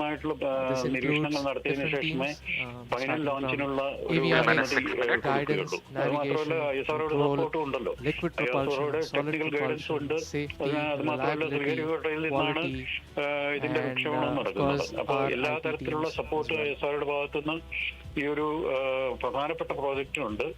ഇതൊരു വിപ്ലവകരമായ ഒരു നേട്ടം തന്നെയാണ്. കാരണം ആദ്യമായി ഈ നമ്മുടെ aerospace മേഖല സ്വകാര്യ മേഖലയ്ക്ക് തുറന്നു കൊടുത്തതിന് ശേഷം വിപണി ലക്ഷ്യമാക്കിക്കൊണ്ടുള്ള ഒരു പ്രൈവറ്റ് സ്പേസ് ക്രാഫ്റ്റ് ഇപ്പോൾ ഇന്ന് വിക്ഷേപിക്കാൻ പോവുകയാണ്. നേരത്തെ തന്നെ വർഷങ്ങൾക്ക് മുമ്പ് ഇവിടെ ഒരു സബോർബിറ്റൽ ഫ്ലൈറ്റ് വിജയകരമായിട്ട് പൂർത്തിയാക്കിയിരുന്നു. ഇതിപ്പോ ഓർബിറ്റൽ ഫ്ലൈറ്റ് ആണ്. ചെറിയ പേലോഡുകൾ ഒരു ടെക്നോളജി ഡെമോൺസ്ട്രേഷൻ എന്ന നിലയിൽ ചെറിയ പേലോഡുകൾ ചെറിയ ഒരു റോക്കറ്റ് ഉപയോഗിച്ച് വിക്ഷേപിക്കുക എന്നുള്ളതാണ് ഇന്നത്തെ ലക്ഷ്യം. ചെലവും നമ്മുടെ ISRO small satellite launch vehicle ചെറിയ റോക്കറ്റാണിത്. വിപണി ലക്ഷ്യമാക്കിയ ഒന്നോ രണ്ടോ ഉപഗ്രഹങ്ങൾ. And now we have confirmation that mission computer mode has been successfully changed to flight mode, and we are really jubilant and everybody. ഇതിപ്പോ നോർമൽ നമ്മുടെ സൺ സിൻക്രോണസ് ഓർബിറ്റിൽ ഒരു ചെറിയ കുറച്ച് ലോ എർത്ത് ഓർബിറ്റിലാണ് ഇവരുടെ വിക്ഷേപണങ്ങൾ ഇതിൽ നടക്കുക, ഈ തരത്തിലുള്ള റോക്കറ്റിൽ. പിന്നെ സൺ സിൻക്രോണസ് ഓർബിറ്റ്, അതായത് സൗരകേന്ദ്ര ഭ്രമണപഥത്തിൽ അല്പം താഴെയായിട്ട് അവർക്ക് ഉപഗ്രഹങ്ങളോ മറ്റ് പേലോഡുകളോ ഒക്കെ വിക്ഷേപിക്കാനായിട്ട് സാധിക്കും. മറ്റൊരു പ്രധാനപ്പെട്ട ഒരു പരീക്ഷണം കൂടി നടക്കുന്നുണ്ട്. ഈ അന്തരീക്ഷ ബഹിരാകാശ മാലിന്യം നിർമ്മാർജ്ജനം ചെയ്യുന്നതിനായിട്ടുള്ള ഒരു റോബോട്ടിക് ആം, അതിന്റെ ഒരു പരീക്ഷണം കൂടി ഇന്ന് നടക്കുന്നുണ്ട്. കാരണം നമുക്കറിയാം ഭൂമിക്ക് ചുറ്റും ധാരാളം ഓർബിറ്റൽ ഡെബ്രി ഉണ്ട്. അതൊക്കെ നമ്മുടെ സാറ്റലൈറ്റ്സിനും ഒക്കെ ഭീഷണിയാണ്. പല സാറ്റലൈറ്റ്സും പ്രവർത്തനരഹിതമാകുന്നതായിട്ട് കാണുന്നുണ്ട് ഈയിടെയായിട്ട്. അപ്പോൾ തകർത്ത സാറ്റലൈറ്റുകളും പിന്നെ നമ്മൾ പല രാജ്യങ്ങൾ ചേർന്ന് അയച്ചിട്ടുള്ള വിക്ഷേപണ വാഹനങ്ങളുടെ ഭാഗങ്ങളൊക്കെ ഇങ്ങനെ ബഹിരാകാശത്ത് ചുറ്റി നടക്കുകയാണ്. ഏറ്റവും പ്രധാനപ്പെട്ടതായിട്ട് 40,000 വലിയ ഖണ്ഡങ്ങൾ ഇങ്ങനെ ബഹിരാകാശത്ത് ഓർബിറ്റ് ചെയ്തുകൊണ്ടിരിക്കുകയാണ്. അപ്പൊ ഇതിന്റെ ഒരു ലക്ഷ്യം എന്ന് പറയുന്നത് ഒന്നുകിൽ ഗ്രേവ്യാർഡ് ഓർബിറ്റ് എന്ന് പറയുന്ന ഓർബിറ്റിലേക്ക് ഇവയെ തള്ളിവിടുക, അല്ലെന്നുണ്ടെങ്കിൽ ചെറിയവയൊക്കെ ആണെന്നുണ്ടെങ്കിൽ ഭൂമിയുടെ അന്തരീക്ഷത്തിലേക്ക് കത്തിയമരാനായിട്ടുള്ള ഒരു ശ്രമം നടത്തുക എന്നുള്ളതാണ്. ഈ റോബോട്ടിക് ഒരു വാക്യൂം ക്ലീനർ പോലെ പ്രവർത്തിക്കുന്ന, അല്ലെന്നുണ്ടെങ്കിൽ ഒരു റിവേഴ്സ് വാക്യൂം ക്ലീനർ പോലെ പ്രവർത്തിക്കുന്ന ഒരു സംവിധാനം പിടിച്ചെടുത്തുകൊണ്ട് ഭൂമിയുടെ അന്തരീക്ഷത്തിലേക്ക് കടത്തിവിടുക, അതിനെ കത്തിയേരി വെച്ച് കളയുക എന്നുള്ള ഒരു ലക്ഷ്യമാണ്. അപ്പൊ അതൊരു നല്ല പ്രോജക്റ്റാണ്. ജപ്പാനൊക്കെ ഇതിനു മുമ്പ് ചെയ്തിട്ടുണ്ട്. ഇതിനകത്ത് നമ്മൾ ശ്രദ്ധിക്കേണ്ട ഒരു കാര്യം എന്ന് പറയുന്നത് പല മൾട്ടിനാഷണൽ കമ്പനീസും ഇതിനകത്ത് താല്പര്യം കാണിച്ച് ഇൻവെസ്റ്റ്മെന്റ്സ് നടത്തിയിട്ടുണ്ട്. അപ്പോൾ അവർക്ക് ഇതിൽ വലിയ പ്രതീക്ഷകൾ ഉണ്ടെന്നുള്ളതാണ് അതിന്റെ അർത്ഥം. അത് മാത്രമല്ല, ഈ എയറോസ്പേസ് ഇൻഡസ്ട്രി ഇപ്പൊ പ്രൈവറ്റ് കമ്പനികൾക്ക് എത്താനുള്ള ഒരു വാതിൽ തുറന്നു കൊടുത്തതോടെ നൂറുകണക്കിന് സ്റ്റാർട്ടപ്പുകളാണ് ഈ മേഖലയിൽ വന്നിട്ടുള്ളത്. അത് വലിയൊരു നേട്ടം തന്നെയാണ്. നമ്മളിപ്പോ മറ്റു രാജ്യങ്ങളിലെ നേട്ടങ്ങളെ, ഇപ്പം കഴിഞ്ഞ ദിവസം തന്നെ ഉണ്ടായ നേട്ടങ്ങളെ വലിയ നേട്ടങ്ങളായിട്ട് കാണുമ്പോഴും നമ്മുടെ ഇവിടുത്തെ നേട്ടങ്ങളെ വളരെ വില കുറച്ച് കാണുന്ന ഒരു രീതിയാണ് പൊതുവെ കണ്ടുവരുന്നത്. ഇത് ശരിക്കും വലിയ മാധ്യമ ശ്രദ്ധയും വലിയ ചർച്ചയും ഉണ്ടാകേണ്ട ഒരു വിഷയം തന്നെയാണ്. കാരണം ഈ ഒരു റോക്കറ്റിന്റെ വിജയം എന്ന് പറയുന്നത് ഇന്ത്യൻ സ്പേസ് ഇൻഡസ്ട്രിയില് വലിയൊരു നാഴികക്കല്ലാണ്. അതിന് യാതൊരു സംശയവുമില്ല. കാരണം ഇവർക്ക് അടുത്ത ഈ 3D പ്രിന്റഡ് എൻജിൻസും പിന്നെ വളരെ ഭാരം കുറവുള്ള റോക്കറ്റ് ബോഡിയൊക്കെയാണ് ഉള്ളത്. അടുത്ത ഘട്ടം എന്ന് പറയുന്നത് ഇവരുടെ വിക്രം-2 എന്ന് പറയുന്നത് ക്രയോജനിക് എഞ്ചിൻ വെച്ചിട്ടുള്ളതാണ്. നമുക്കറിയാം നമ്മൾ എത്ര പ്രയാസപ്പെട്ടിട്ടാണ് ക്രയോജനിക് എഞ്ചിൻ സാങ്കേതികവിദ്യ വികസിപ്പിച്ചതെന്ന്.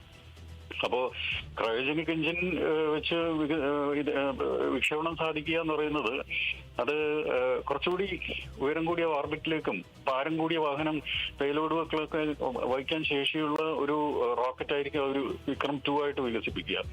അത് നല്ല അനന്തമായ സാധ്യതകളുള്ള ഒരു പ്രോജക്റ്റ് തന്നെയാണ്. അത് ആഗോള സ്പേസ് ഇൻഡസ്ട്രി ഇതിനെ സസൂക്ഷ്മം വാച്ച് ചെയ്തുകൊണ്ടിരിക്കുകയാണ്. ഇക്കാര്യത്തിൽ നമുക്ക് പറയാനുള്ളത് പരമാവധി ഇവരെ സപ്പോർട്ട് ചെയ്യുക എന്നുള്ളതാണ്. കാരണം സ്വകാര്യ സ്ഥാപനമാണെങ്കിലും ഇന്ത്യൻ മറ്റു രാജ്യങ്ങളുടെ കാര്യം നോക്കിക്കഴിഞ്ഞാൽ സ്വകാര്യ സ്ഥാപനങ്ങളും ഇൻവെസ്റ്റ് ചെയ്തിട്ടുള്ള വലിയ കോർപ്പറേറ്റ്സുമാണ് ഇതിനെ ഇപ്പൊ കൈകാര്യം ചെയ്യുന്നത്. അപ്പോൾ ഇതൊരു കാരണം എല്ലാ മാസവും അല്ലെങ്കിൽ എല്ലാ ആഴ്ചയും വിക്ഷേപണം നടത്തുക എന്നുള്ളതാണ് ഇവരുടെ ലക്ഷ്യം.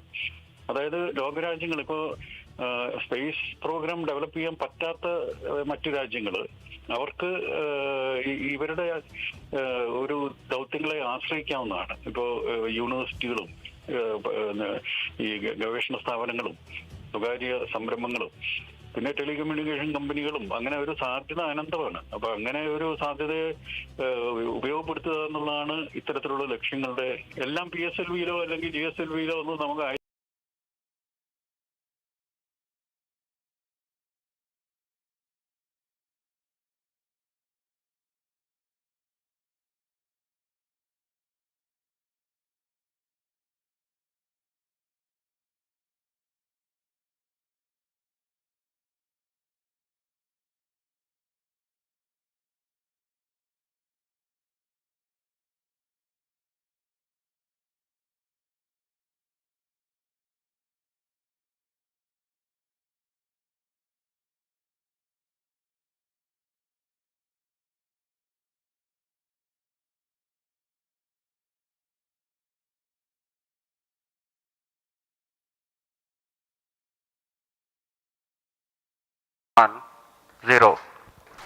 And we have liftoff of Vikram-1, India's first private orbital launch vehicle.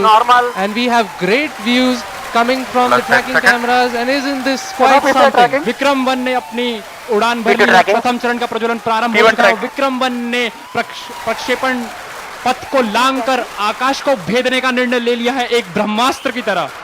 That's very true, Suyash and Akhil. I am awestruck at the sheer power that stage 1 is producing.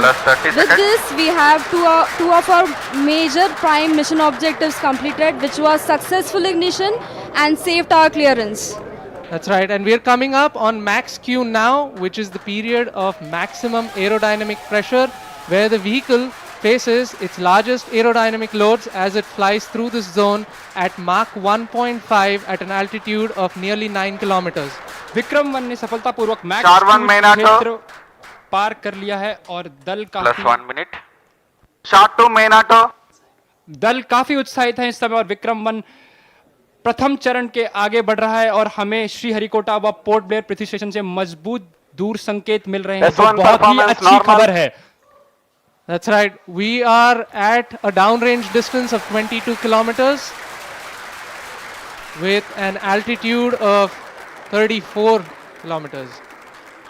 And on your screens right now are excellent onboard camera views from the vehicle.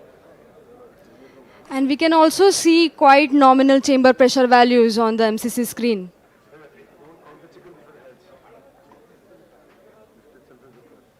The vehicle is currently at an altitude of 50 kilometers. और यहाँ पे प्रथम चरण का प्रतिकरण हो चुका है और द्वितीय चरण का प्रज्वलन भी प्रारंभ हो चुका है. This is quite a major achievement for the nation, with the vehicle successfully separating stage 1 and the ignition of stage 2 as well. द्वितीय चरण अपना सफलतापूर्वक कार्य पूरा कर रहा है और प्रथम चरण का दहन अथवा प्रतिकरण समाप्त हो चुका है. The vehicle is at an altitude of 89 kilometers, traveling at 2.6 kilometers per second. Of course, our target velocity for today is 7.6. S2 performance normal. We've just heard call out that the S2 performance or the stage 2 performance is nominal.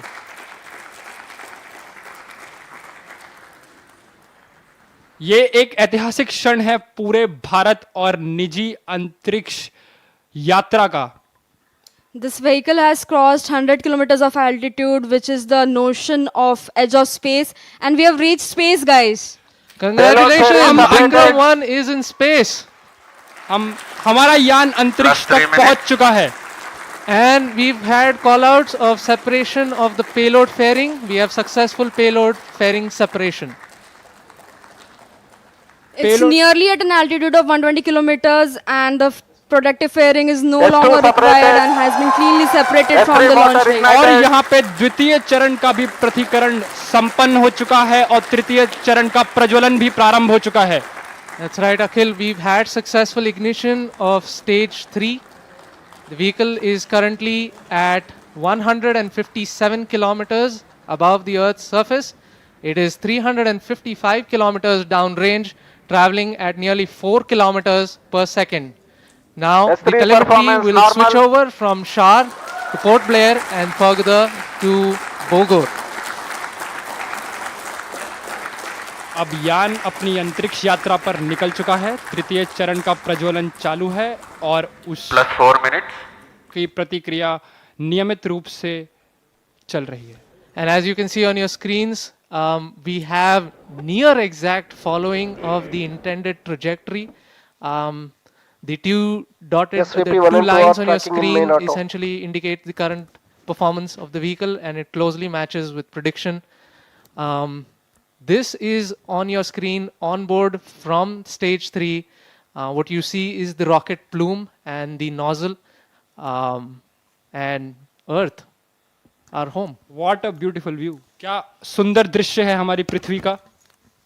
S3 performance normal.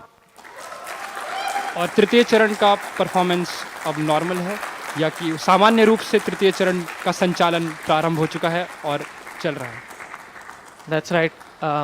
We've had call out that the stage 3 performance is nominal. +5 minutes. So stage 3 has a propellant loading of 2.5 tons, and we've had burnout of the stage 3 motor as planned at T plus 5 minutes. Yes, we've gotten confirmation that S3 has burnt out, and now we're entering a planned coast period, something that lasts for 140 seconds, in which it's called as combined coasting is normal. Right, so we've got call out that the combined coast is nominal.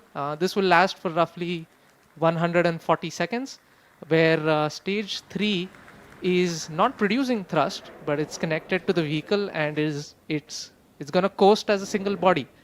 All of this is done to manage the altitude of the vehicle and also control where the stage will re-enter the Earth's atmosphere before splashing in international waters in a safe and planned manner. And jubilant views from the Launch Control Center, where the teams are extremely elated and excited. और mission नियंत्रण केंद्र और launch नियंत्रण केंद्र से आपको दृश्य दिखाई दे रहे हैं. सभी यान परीक्षण दल अत्यंत ही प्रसन्न हैं और यहाँ पर जो प्रसंग है वो एक उत्सव का प्रसंग बन चुका है, एक ऐतिहासिक क्षण भारत के निजी अंतरिक्ष उड़ान का। विक्रम-1 यान अब अंतरिक्ष में स्थापित हो चुका है। तृतीय चरण अब अपने कोस्ट फेज पे है और ये कोस्ट फेज अभी आप कैमरा व्यूज देख सकते हैं अपने प्रक्षेपण पर्दों या मोबाइल स्क्रीन्स पर, जहां पे आपको धरती का एक सुंदर दृश्य दिखाई दे रहा है। As we can see on our screens right now, it's really amazing to see that Vikram-1 as of now is going along its intended trajectory exactly as expected.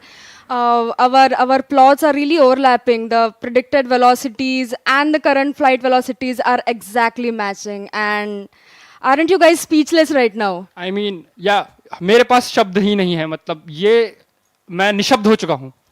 That's right. We are approaching another point wherein S3 will separate. S3 is separated. और तृतीय चरण का प्रतिकरण भी हो चुका है। And you see wonderful views of S3 separating. And now we have combined coasting has ended, and stage 4 will now coast on its own for the next 130 seconds. So stage 4 will now fly on its own, essentially, and the control thrusters on the OM will be continuously turning on and off to maintain the attitude of the stage, making sure that it is pointing the right way. This also ensures that the antennas can maintain connection with the ground station and the satellite can be pointing in the right direction. That's right.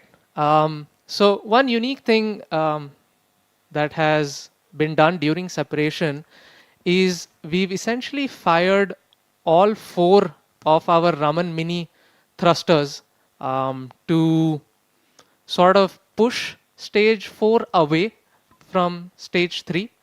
And that just sort of guarantees that there is some minimum separation between the two. अब आने वाला जो चरण है वो द्रव्य प्रणोदन पर आधारित होगा, जिसको हम कक्षा स्थापन या समायोजन खंड ऑर्बिट एडजस्टमेंट मॉड्यूल के नाम से भी जानते हैं, जिसमें द्रव्य प्रणोदन की अवस्थाओं से संचालन होगा जो मोनोमिथाइल हाइड्रोजीन और डाइनाइट्रोजन टेट्राऑक्साइड पे आधारित है। उसके साथ यान के घूर्णी नियंत्रण के लिए, जिसे कंट्रोल थ्रस्टर्स कहते हैं हम लोग, उन रामन मिनी 50 न्यूटन, वो भी मोनोमिथाइल हाइड्रोजीन और डाइनाइट्रोजन टेट्राऑक्साइड पर ही आधारित है। उसके अंतर्गत हमारे पास छोटे कोल्ड गैस थ्रस्टर्स जो कि नाइट्रोजन गैस पर आधारित हैं, वो भी कक्षा समायोजन खंड पे स्थित हैं। S4 ignited. And we've heard call out that S4 or stage 4 has ignited successfully. और चतुर्थ और अंतिम चरण का भी प्रज्वलन हो चुका है। The liquid engine has come alive over 400 kilometers above the Earth, beginning a burn that will last for more than 6 minutes. During this phase, the vehicle will steadily accelerate from about 6.68 kilometers per second to nearly 7.64 kilometers per second, delivering the precise velocity needed to achieve its planned 450 by 450 kilometers circular low Earth orbit at a 60-degree inclination.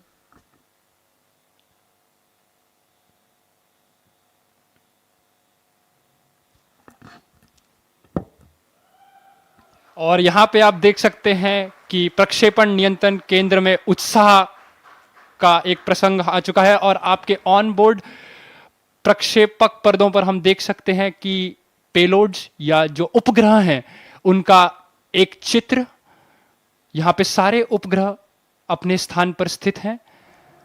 That's right, Akhil. We've also had seamless transition from the S4 performance normal to the Bogor station, and now we are receiving strong telemetry from the Bogor as well as the Yatharga stations in Indonesia and Australia respectively.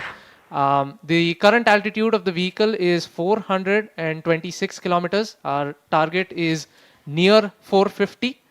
We're traveling at 6.5 kilometers per second. And like we said earlier, OAM is essentially going to fire its Raman-2 engine for a cumulative burn time of nearly 6+ minutes. So this is the longest burning. It's the smallest in thrust, but it burns for the longest period of time. It's all given to us by Raman-2, our main engine for this mission. So yes, it must be a really amazing feeling, right? I mean, you and your team worked on this engine to get it going, and it is finally taking us to space. Yeah, it's a feeling that's really hard to describe. Me and my team, we worked on this engine to get it going, and it's finally taking us to space. This engine wasn't an easy design. Raman-2 generates 1500 newtons of thrust, and it employs 3 different types of cooling. As if one wasn't enough, we had to put in 3. So we have regenerative cooling, then we have radiative cooling, and we have film cooling. And all 3 of these need to work seamlessly in sync to deliver this phenomenal outcome. So I'm kind of glued to the screens right now. You might just see me peeking over to try to see what the chamber pressure, what the thrust, and what the temperatures are like. But I think I might have to hold for a bit and look at that data in a little while.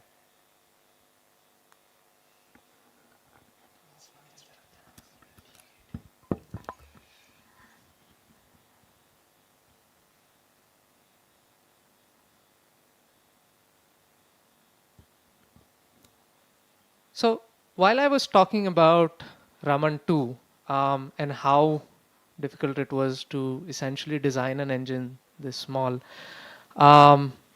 like I said, it's a relatively small engine, and the cooling design on this was exceptionally difficult to manage because the engine has to generate a lot of heat during combustion, and the temperatures can reach up to 2700 degrees. That's pretty hot for any metal or any material to sustain. In fact, many metals would just vaporize into thin air at those temperatures. So to make all of this work, we employ something known as regenerative cooling. S4 performance normal. Yeah, and we've gotten call out that the S4 performance is nominal. And so I was mentioning about the regenerative cooling, and the best way to understand this type of cooling is to imagine 14 minutes. Multiple tubes joined side by side and then arranged into a circular fashion to form the thrust chamber. And these tubes, they need to be very, very thin to exchange heat effectively, which means that manufacturing is usually a challenge. And even after the temperatures would still be too high for normal metals to handle. And for this exact purpose, we employ something known as film cooling.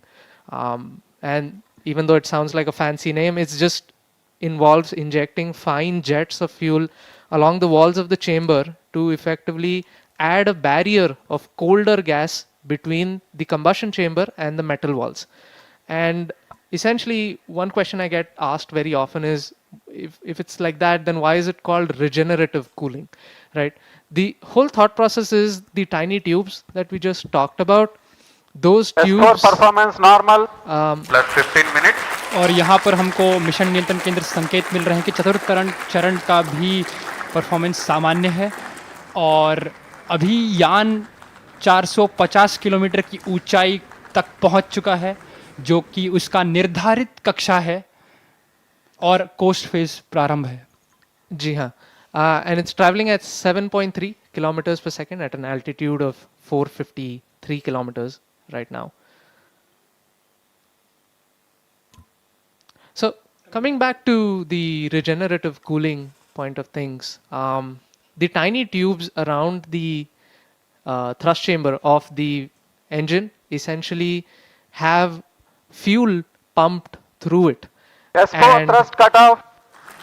And we've got confirmation that we have cutoff of the Raman-2 engine, which means Solaris that satellite separate.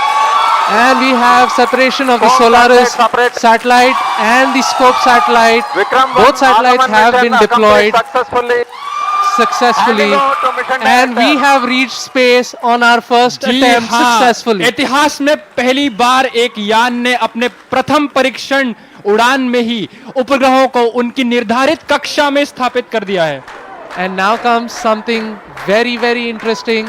You can see on your screen from on board the cosmic bloom and the micro art. And we have sun rising behind it. It is the dawn of a new space era. ये एक नए अंतरिक्ष युग का प्रारंभ है. सूर्य के किरण ने ये प्रकाशित कर दिया है. Skyroot has actually completely redefined orbital flights, I guess, forever. Yes, अवश्य. ये कथन बिल्कुल Plus 17 minutes.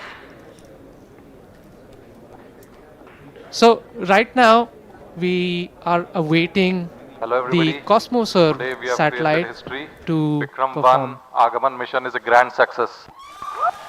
And we've heard call out from the mission director that the Agaman mission is a grand success.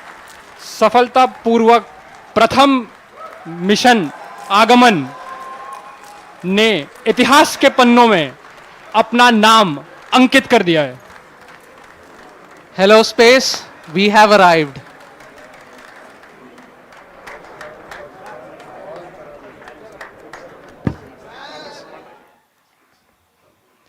Thank you for joining us today. Thank you for being with us on this historic journey today. With Raman 2 and Vikram-1 now safely in orbit, we are not just reaching space, we are opening space for all. आज की इस ऐतिहासिक उड़ान में हमारे साथ जुड़ने के लिए आपका हार्दिक धन्यवाद. विक्रम-1 ने सफलतापूर्वक सारे उपग्रहों को कक्षा में पहुंचा दिया है और भारत के अंतरिक्ष सफर में एक नया उज्जवल अध्याय खोल दिया है. धन्यवाद. जय हिंद, जय Bharat. Good afternoon.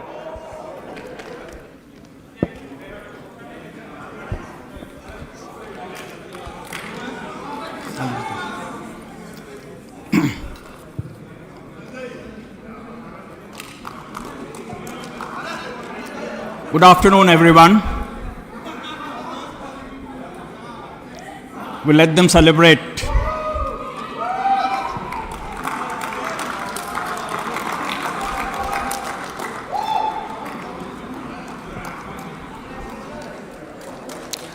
Good afternoon. I am privileged to formally announce that the first ever Indian private sector launch has been successfully completed.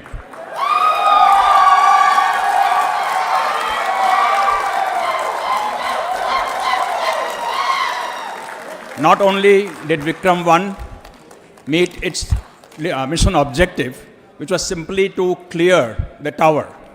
It went all the way up to 453-kilometer orbit, successfully completed all the tasks, and something that is way beyond expectation for the very first orbital launch ever taken by an Indian private company.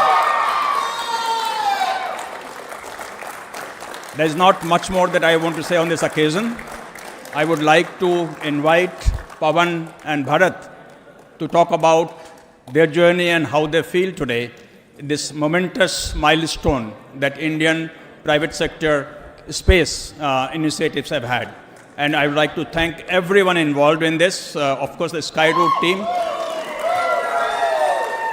The Skyroot team has worked day and night to make this day happen, ably supported by the team from SAR, from extended ISRO, and from InSpace. So thank you everyone for giving India this proud moment. Thank you.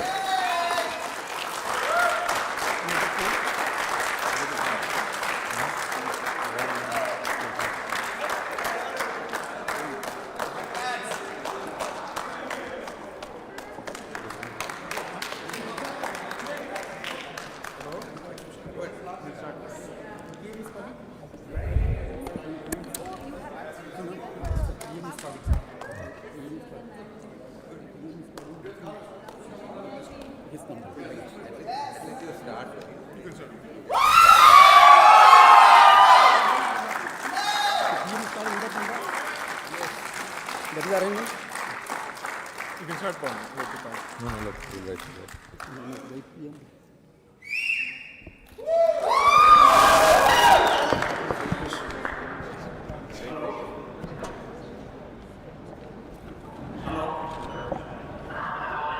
हाँ जी, आ रही है। हाँ, आ रही है। जी sir, मैं PM साहब को line दे रहा हूँ, आप लाइन पर हैं?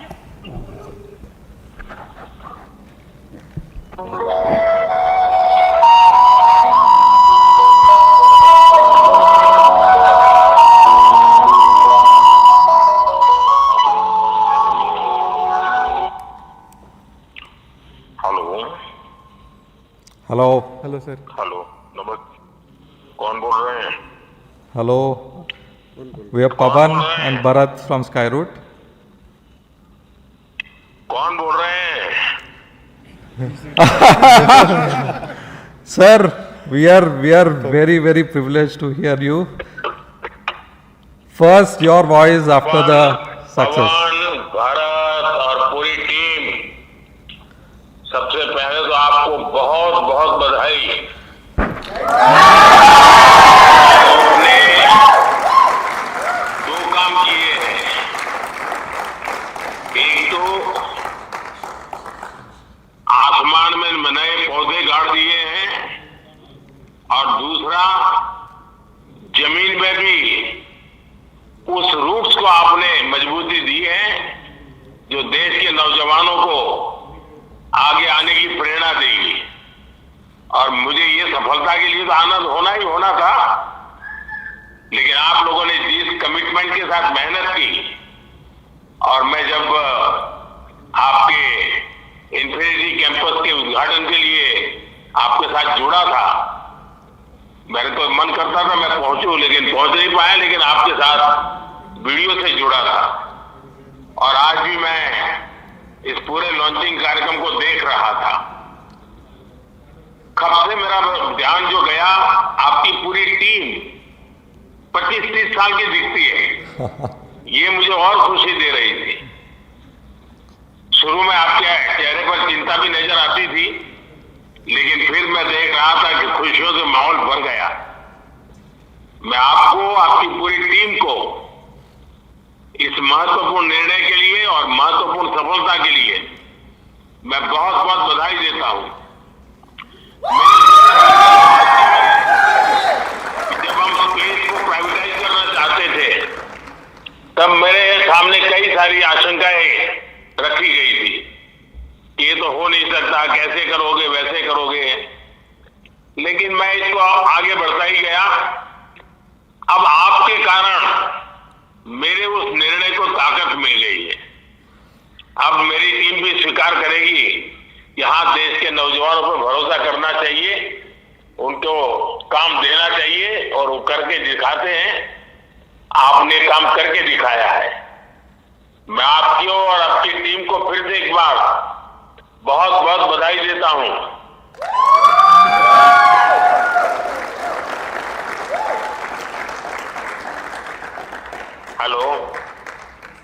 Hello, sir. Thanks a lot for your wishes. And our team, entire team of Skyroot, more than 1,000 people are here in Sriharikota and listening to you. Our hearts are swelling with pride, and this means a lot to us. देखिए, ये mission आगमन है। अब आगमन को तो और आगे बढ़ते ही जाना है।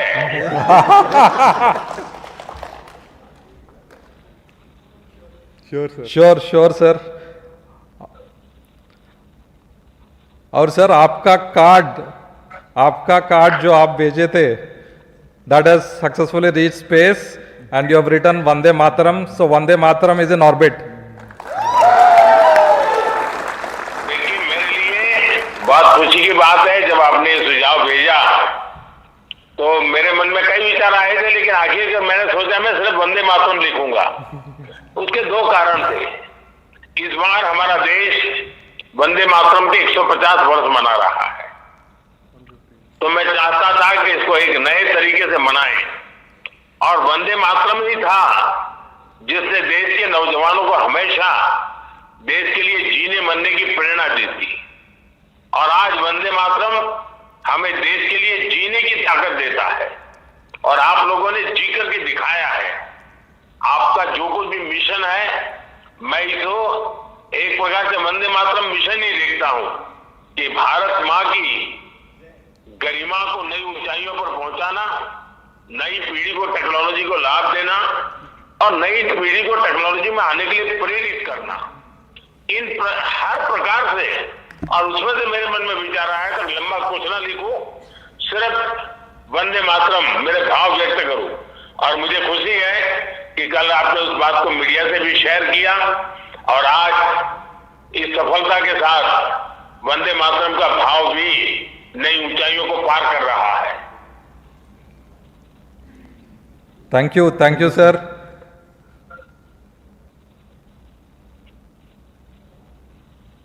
मैं आपकी पूरी टीम को बहुत बहुत बधाई देता हूं और जल्द से जल्द आपको मिलने के लिए निमंत्रण भी देता हूं। Thank you, sir. Thanks a lot. Thank you, sir. We are privileged to hear you. I'm privileged to have your blessings. Entire team of Skyroot, entire India is really proud of your initiative to start the space program, open it up to private sector, and now we see historically, first time probably a private company have built and successfully reached an orbit in the first attempt. Thanks a lot. It's happening from India, and this is a 100% designed in India rocket, 100% manufactured in India, and I think thanks to entire team Skyroot, whose average age is just 28 years. देखिए, समय था जब मैं आत्मनिर्भर भारत की बात करता था तो ना समझी में कुछ लोग उसकी मजाक उड़ाते थे, लेकिन आज आपने सिद्ध कर दिया कि हम इस क्षेत्र में भी आत्मनिर्भर बनने में समर्थ हैं और आपने उस समर्था को दिखाया है। और मैं पक्का मानता हूं कि अब सबूत हमारे सामने है, साक्ष्य हमारे सामने है और ये आपकी टीम ने करके दिखाया है। Thank you, sir. Thank you.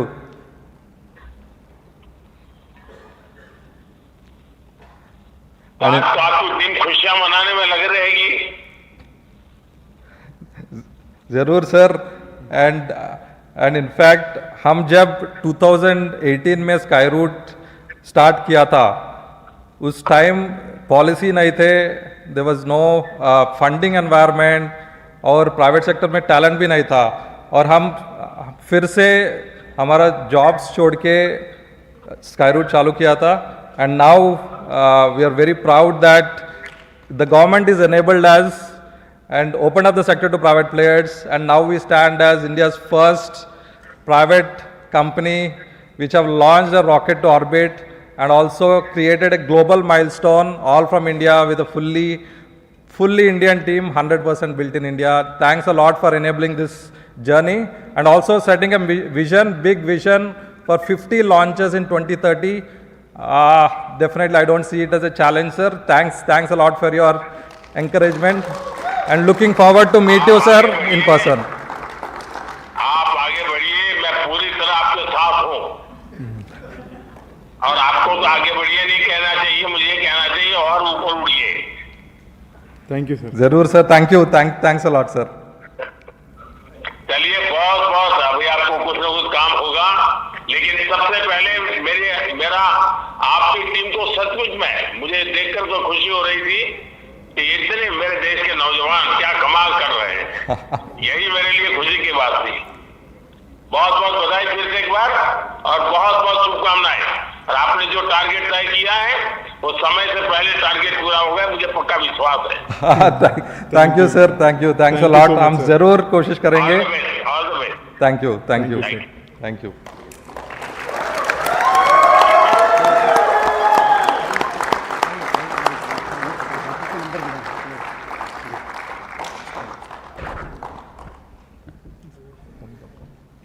come here.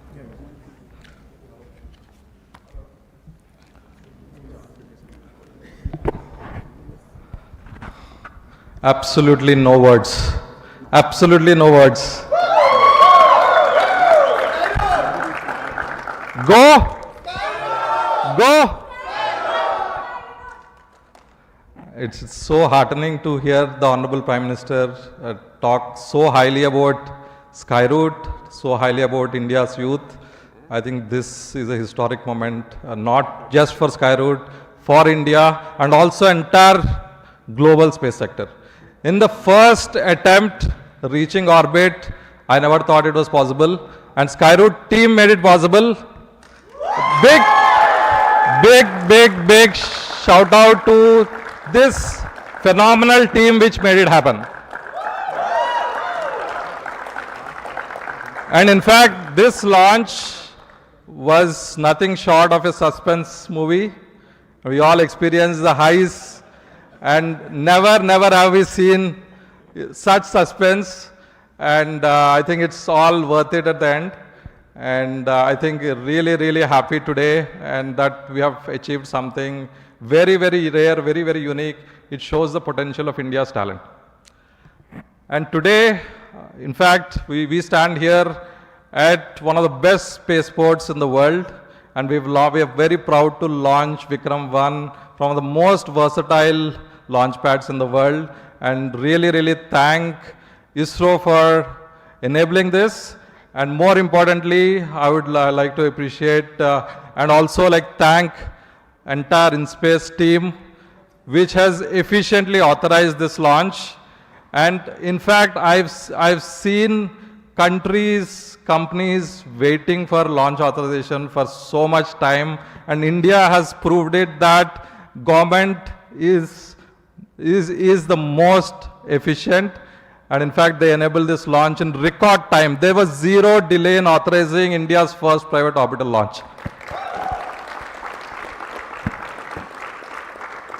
And like I was telling the Honorable Prime Minister with pride, this is a 100% designed in India rocket, 100% made in India rocket, built by 100% Indian people, for India, for the world. So in fact, I've written a speech, but I'm just out of words. And I'm so happy today, and really, this journey is only possible because first, Team Skyroot, of course, the government, the Honorable Prime Minister, for his vision to open up the sector to private players. And then now today, India is proud to be the fastest growing space tech ecosystem in the world. And now we achieve one of the biggest milestones ever in India's space sector. First private orbital rocket reaching orbit in the very first attempt. It still feels like a dream, and you all made this dream happen. I have no more words, and really appreciate everybody making this happen. In fact, we can see, I think all the hearts were racing up. It was not Skyroot, it was not InSpace, it was not ISRO, it was not the people watching, the public watching in the gallery, people watching online. Everybody's heart was beating for India, everybody's heart was beating for Mission Agaman. And we made it happen. It's one nation, one mission for the world. Thank you.